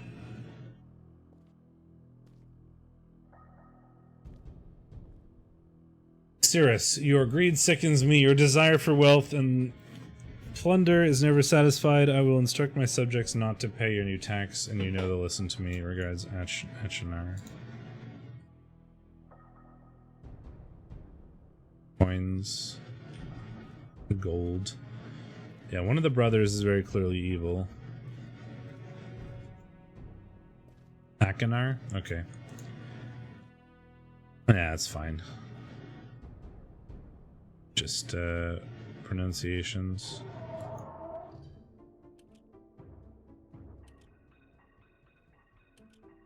A D8, a D12, and a D20.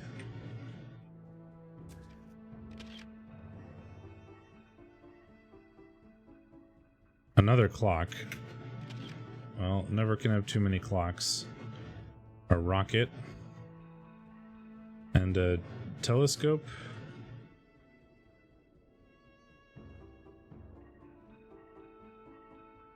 Yeah. I certainly am. Okay, that's the way I came in.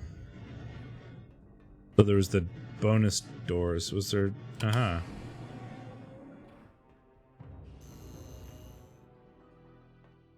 Why did the rotation simulator go away? A monkey head. Is this the, like, tree people that they talked about living with for a while? There's the blue page. So one side is the red people and one side is the blue people, I guess. Switch. Please don't tell me we're electrocuting monkeys to death in here. That displeases me.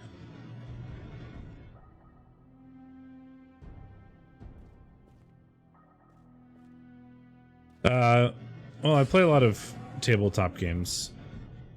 Could you used to be only play one at a time? That would be annoying. What is down here?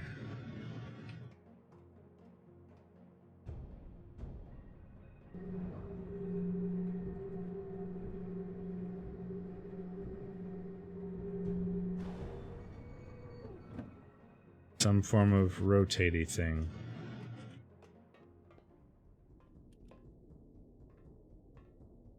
I've learned.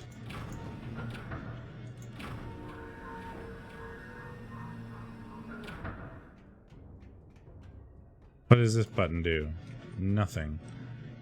Can I go in here?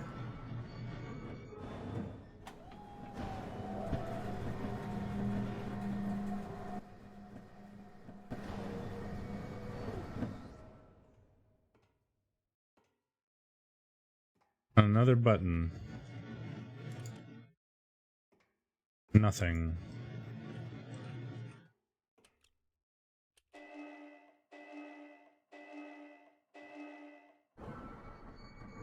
I don't like that sound.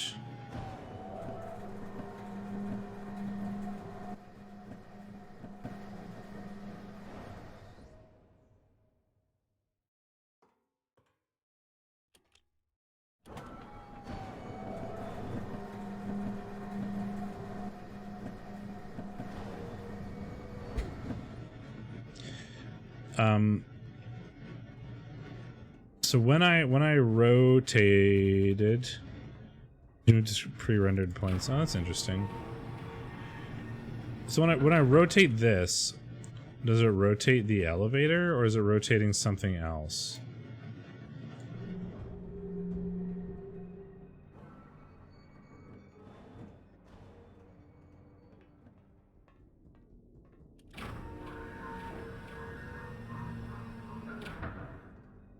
Is that rotating the elevator? Yes. So that's the only way I can make that elevator useful, is by rotating this to the front.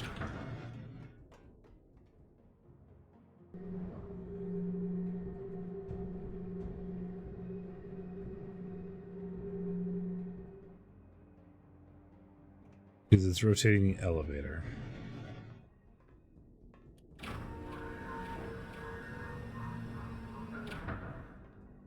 But going up, it did nothing. There was a button that I could press that accomplished 0 things.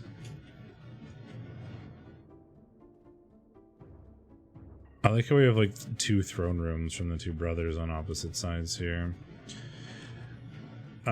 Is there anything I can see from the outside that would let me get out once I got to the top or something? It was like a rotation simulator, which was weird. Don't know what these symbols do either.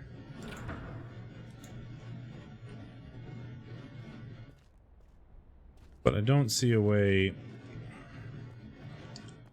for those symbols to mean anything.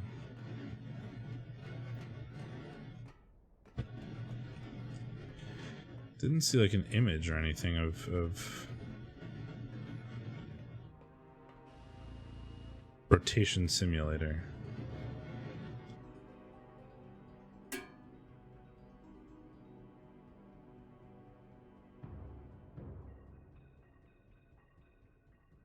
Nothing.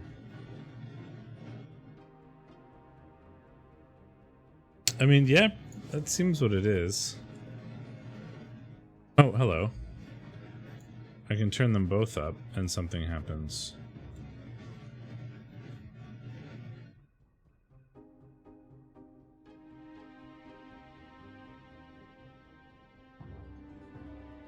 Don't really understand.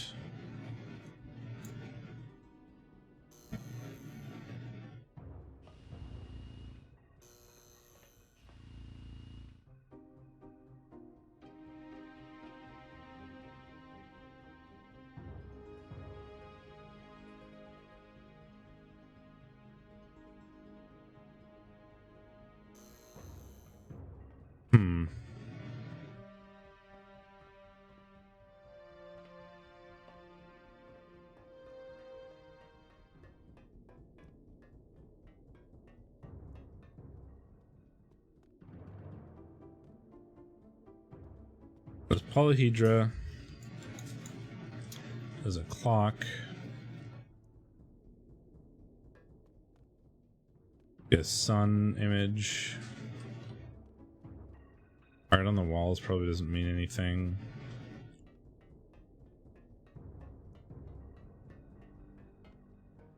Nothing in here.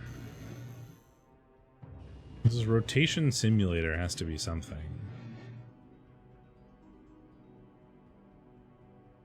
But I don't really understand what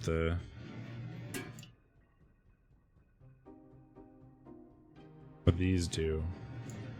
This seems to be like a brake, so like you turn that off and it is no longer a brake and you can like rotate stuff, I guess.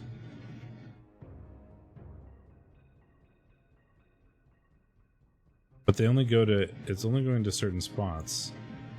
Like it's turning around and it's not turning around all the way. Right, like it's not lining up, it's stopping. So that is interesting. That's gotta mean something. We also have this elevator, which as far as I can tell, takes me to nowhere.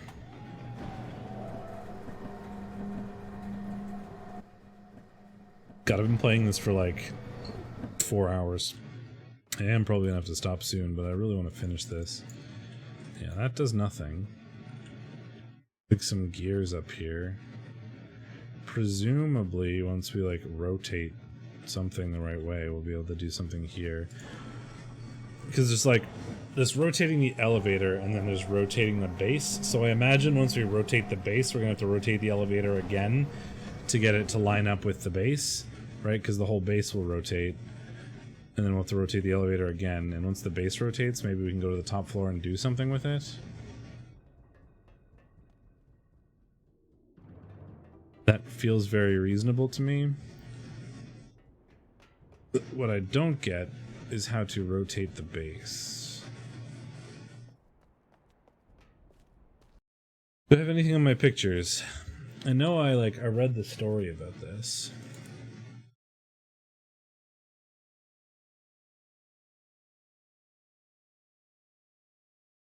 But I don't think this helps. Rest between the three hills are shown the islands. Its use of a technology called holography, or holography.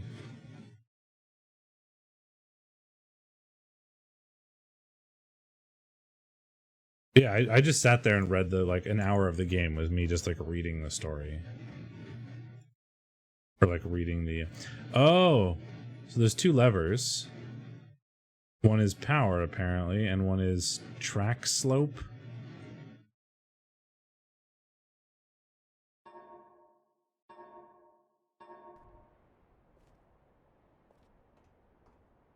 I read the whole thing. I read every book that was available for me to read. I just wish I knew what these meant.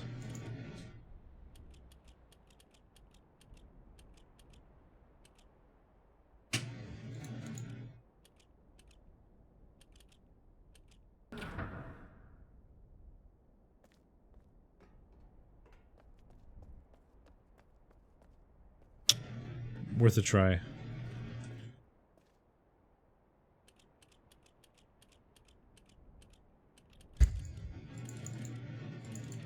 Oops. No, it's not all bacon. Worth a shot, though. Where are the, oh, these are the three islands, I guess. We've connected with a fortress.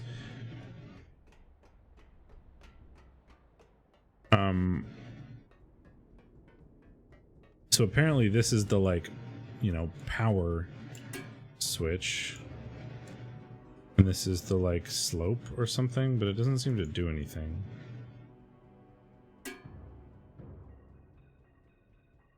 Because that just doesn't rotate when this isn't up.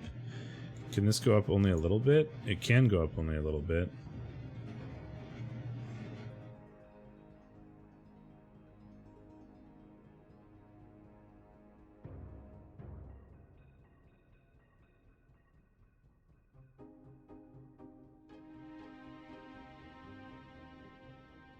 So I can line it up.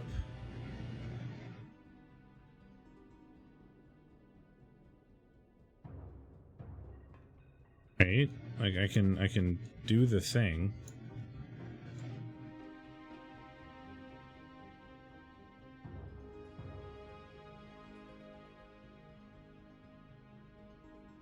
If I turn that all the way, this goes faster. Then I can make fine tune, I can do this.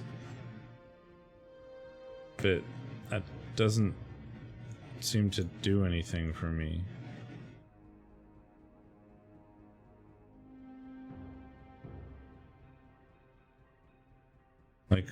Hooray, I lined it up, but it doesn't let me actually rotate it.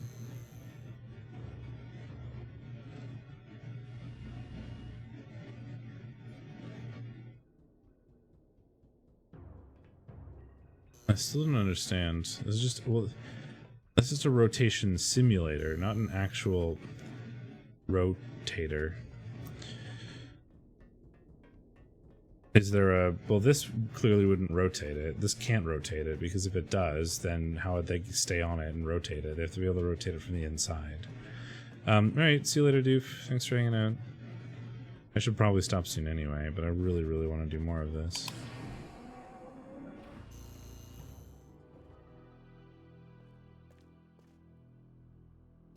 Torturing monkeys in here. Horrible man.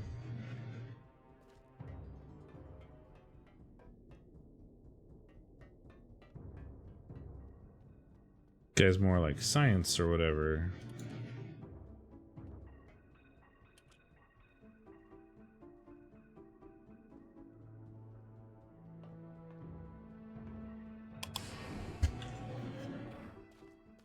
You're greedy and like booze and money.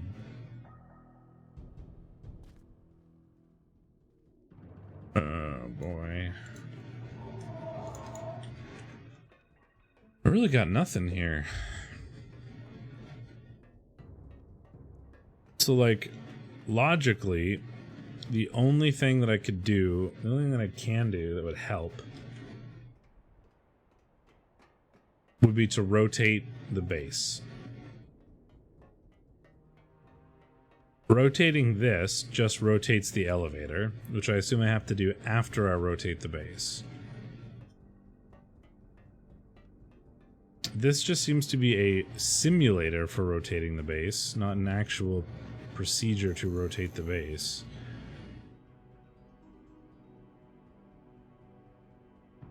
Which I seem to sort of get. Like, I turn up the power a little bit, and then, you know, adjust the slope.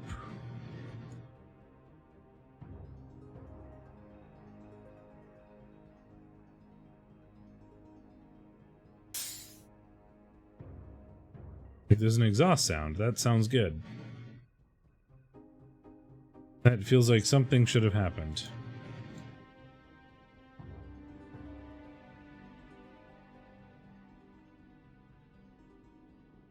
If I turn it down and like... Oh, was the exhaust sound... The exhaust sound was east. Which I am now pointing to. I wonder if I point it to the north, if it'll make a ping sound.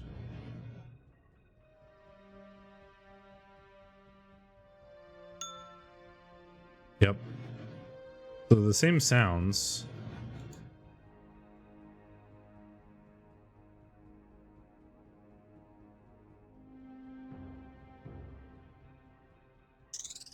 Yep. So the same sounds as east, west, north, south from before.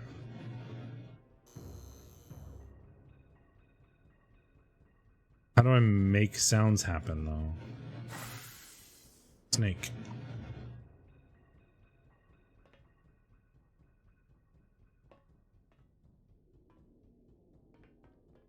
I see no way in which to cause sounds to occur.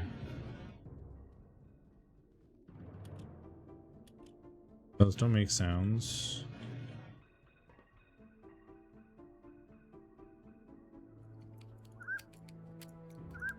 This just makes bird sounds.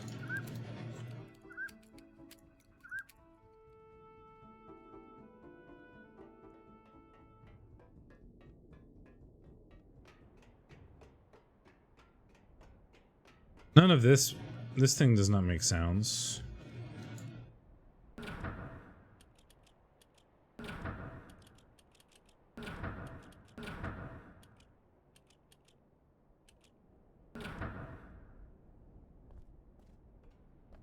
I feel like the sounds matter because they taught us the sounds earlier, but I do not know how to interact with the sounds. I've only been walking that way. What if I walk the other way? Maybe I'll just see something that I missed. Lights. A tapestry. Clock. Boat. Rocket. Telescope.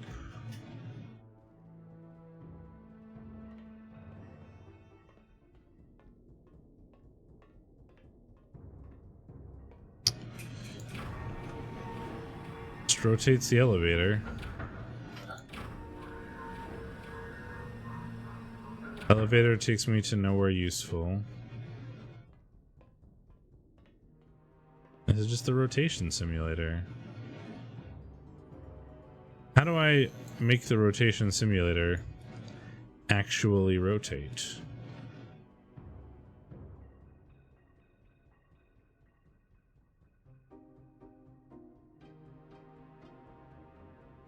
I feel like that little bar on the right has something to do with it.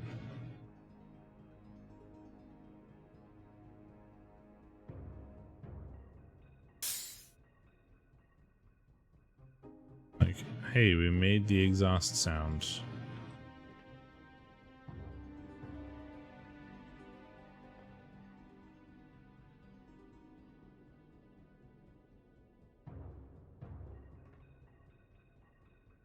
Yeah, it feels annoying.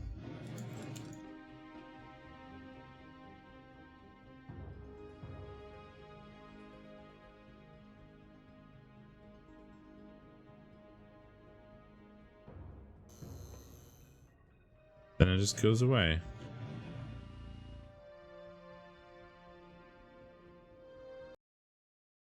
What if I, so like if I turn them off, will that make it easier, do we think?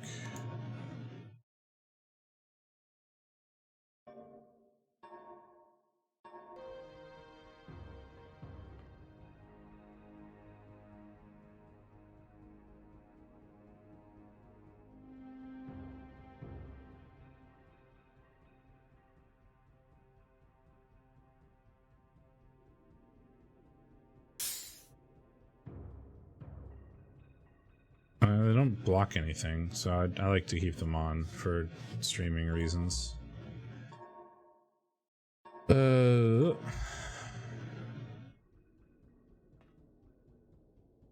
it's because it's like VR, right? The reason why it's like that. Because then if you could like look around it, right? I could be moving my head around and seeing things. But it feels like it just bugged out on me. Now it's just here. Right, the reason why it's a big box is because you'd be able to see it in VR easily. There we go.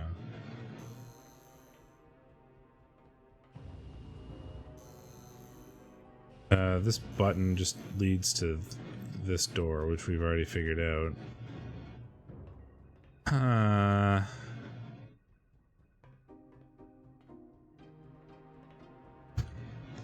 Man, he's like chaining up monkeys and stuff and torturing them. I do not like this.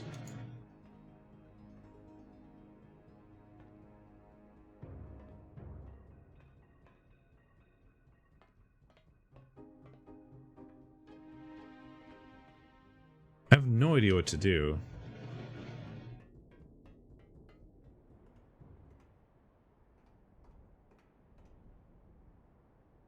This is like a drawbridge, which I assume picks up when you rotate the whole compound. Is there anything I'm like missing over here? No. Don't know. I still don't know what this is, but I don't think I have any hope of...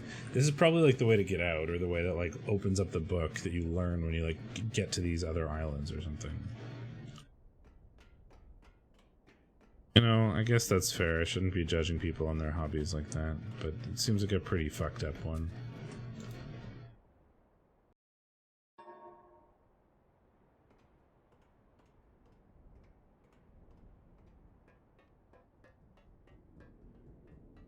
I mean, I suppose I never actually confirmed that this only rotates the elevator. I just sort of assumed, because it seems to make sense. But like... There.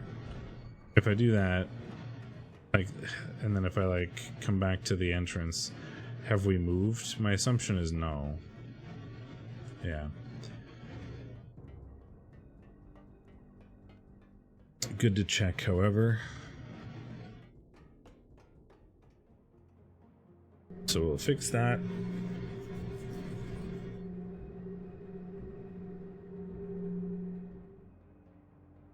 Is she on the... Oh, hello, cat. She's in the box. Being cute.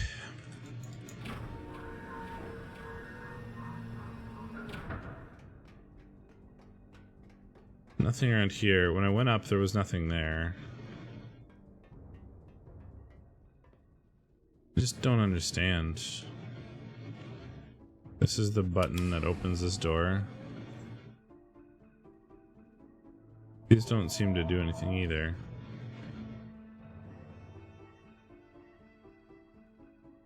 Don't get it.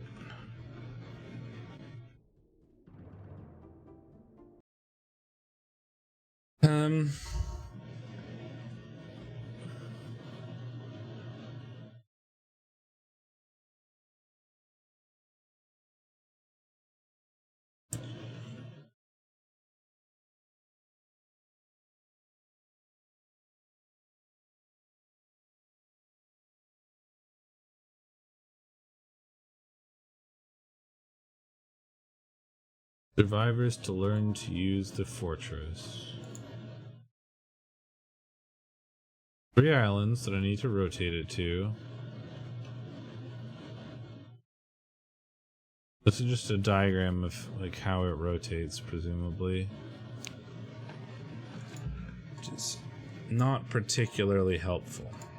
I feel like the double throne rooms have got to mean something. But there's nothing I can interact with in here except these, and those don't really imply anything to me.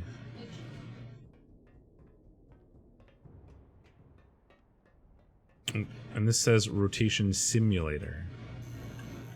If I could find other switches,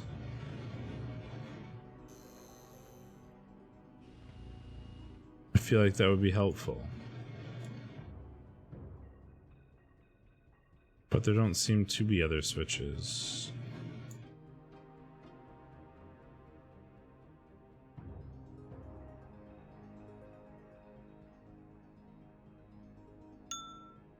Ding.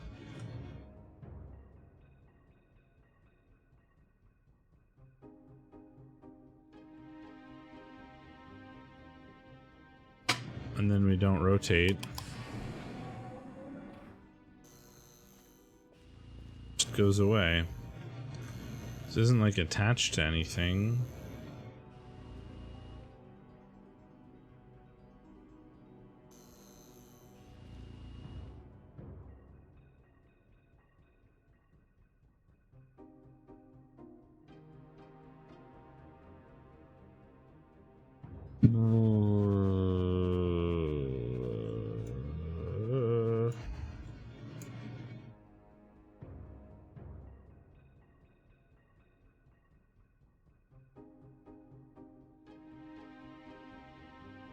I feel like this red bar is gonna mean something, otherwise why would it be there? Do I have to like get into the next quadrant without like running out of energy or something? Oh, but that doesn't seem feasible, because when I do this, it runs out really fast. And it also just resets. Like, it just feels not like energy, but like where it's allowed to be or whatever. Or like closeness to like an appropriate location. Right.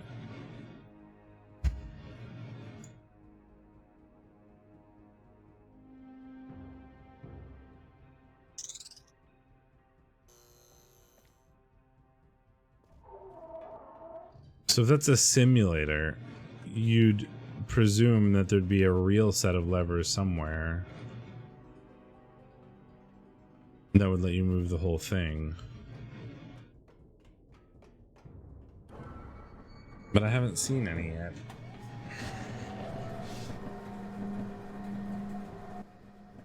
If I don't make like a breakthrough in the next minute or two, I think I'm gonna have to call it for now, given that I've been doing this for 4 hours. Probably just need a bit of a break. This button, yeah, it does nothing. It's just like this. I feel like this elevator will be more useful once I rotate things. I can press this middle button now, but it doesn't take me anywhere useful. Wait, what? Before that didn't open. Or is it just the bottom floor again? It's just the bottom floor again. Yeah. Before I pressed that middle button, and it just took me halfway up.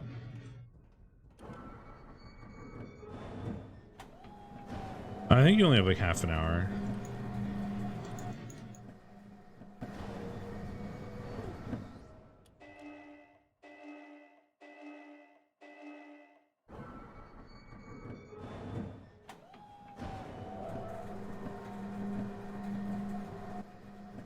Yeah, see? This only takes me a little bit down. This is what it did before. And there's just nothing here.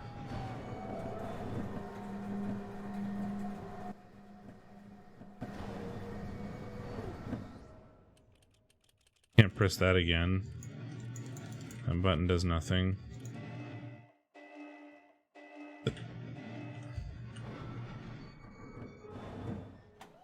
What if I let the elevator go without me? Oh! Hello!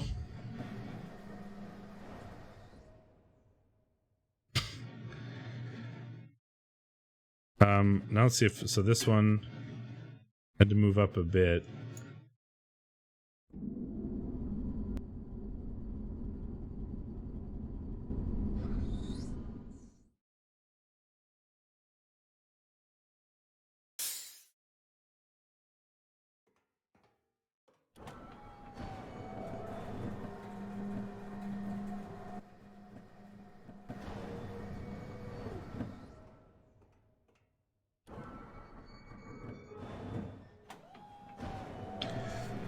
Although I feel like the elevator won't be rotated the right way now. Oh, it is. Okay.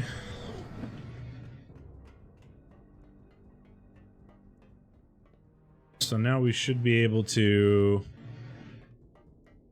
go out onto this thing. Aha! Aha! We found the levers. I see! So now we have to go to that one and get that picture, and then that'll let us do that thing, presumably. And then we're done with this area. And then I think that'll be a good stopping point. See? All you have to do is complain, and then things work. Wait.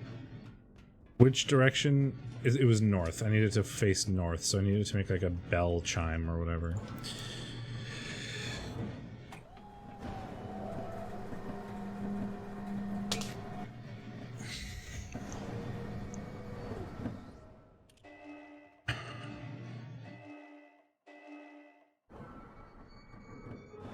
I looked up and I saw this gate before and I was even thinking, I wonder if I need to get on top of that elevator, and then just kind of completely slipped my mind.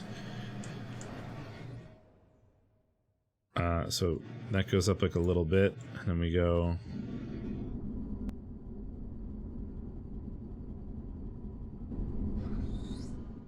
That should go over too much.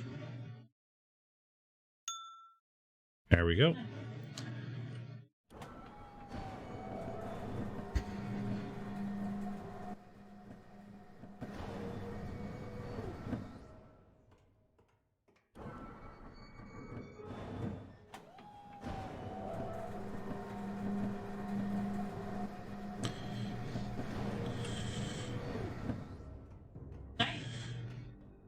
And then we should go out. And we have another set of symbols. Let's make sure we have those pictures before we rotate all the way back to the start. That would be unfortunate. Okay, we do have both sets. Good. Now I'm going to need to go around twice in either direction. Might as well just keep going around the way that I'm used to, I suppose.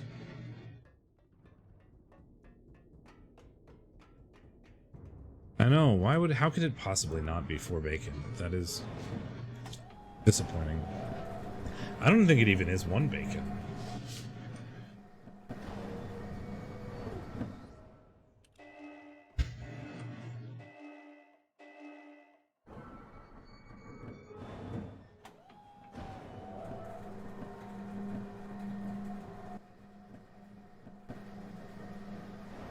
Okay, so we put that up a bit.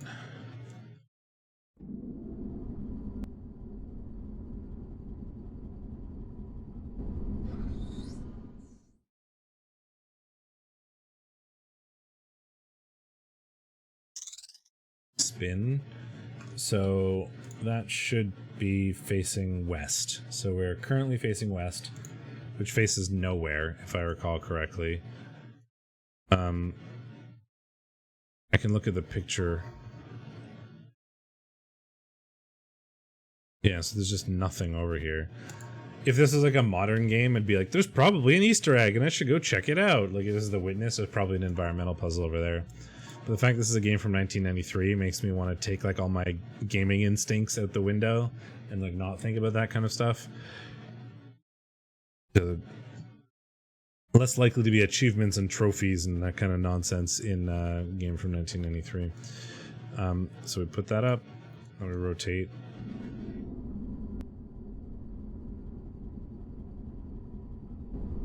Nope, I didn't go far enough, I don't think.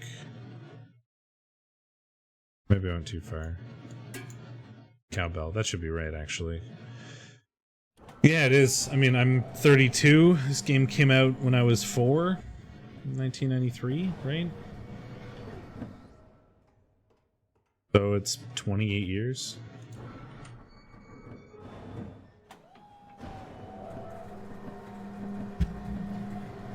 I was born in 89. Just barely in the 80s. Yeah, my birthday's in July, so I very recently turned 32.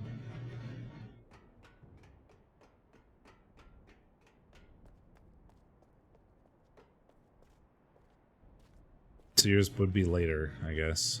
You know, September, October, November, yeah. Okay. Photo album. What are the pictures? The ones on the left are upside down circle, and then like the triangle, square, triangle.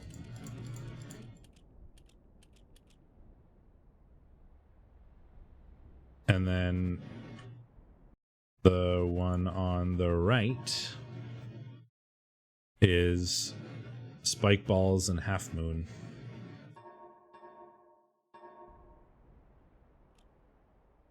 Spike balls and half moon. Secret tunnel through the mountain. Secret tunnel. Thank you. Are you watching? No, I just heard you sing. Oh, you just like the singing. Let me see. Well, we can give him back his pages.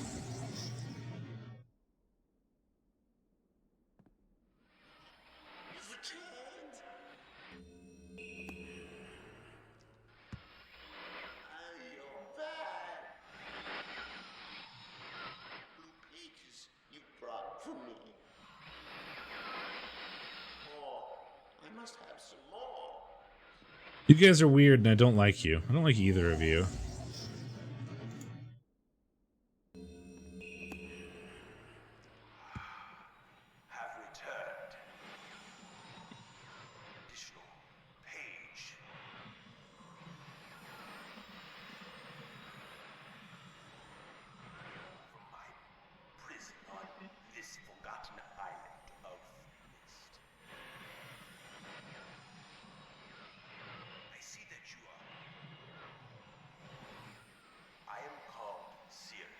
Cirrus.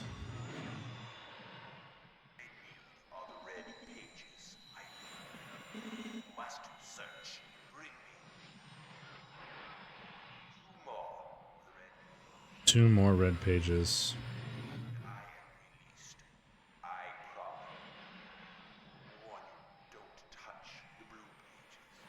Don't touch the blue pages.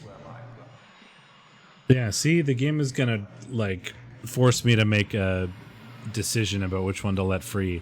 And I feel like they want you to, like, think the red book is the evil one because it's red and, like, the guy in it is aggressive. But then, like, you're getting hints throughout the island as to what the people they've done. You know, one of them is the blue one seemed to be torturing monkeys, which was kind of terrible. And this guy was, like, being greedy and making, like, taxing everything. Like, they both seem kind of shitty. I wonder if there's a decision to not free either of them.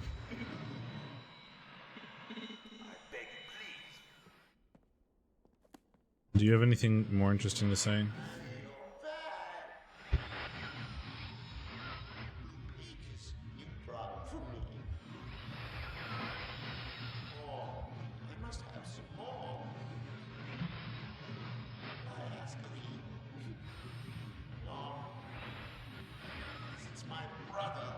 Sirius wrongfully imprisoned me within his book.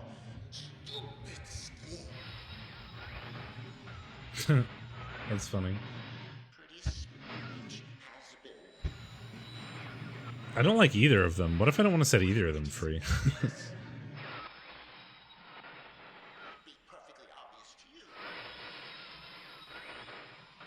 Evil and has destroyed all but 4. Bring the red pages to him.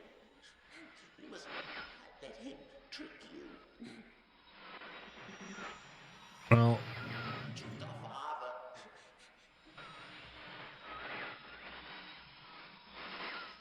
Hideously murdered our father. He'll trick you. He'll murder you. I don't believe you, Blue Boy. Red pages. To bring the blue pig. Huh. Well, I don't really like any of that. Man, I'm really tempted to try more things, but we got 4 pages. We've done 2 worlds, 4 hours. It seems pretty reasonable. I'm going to stop here. I don't know when the next time... Oh, I know. I'm really curious. I have to know. Is the 221 the same code everywhere?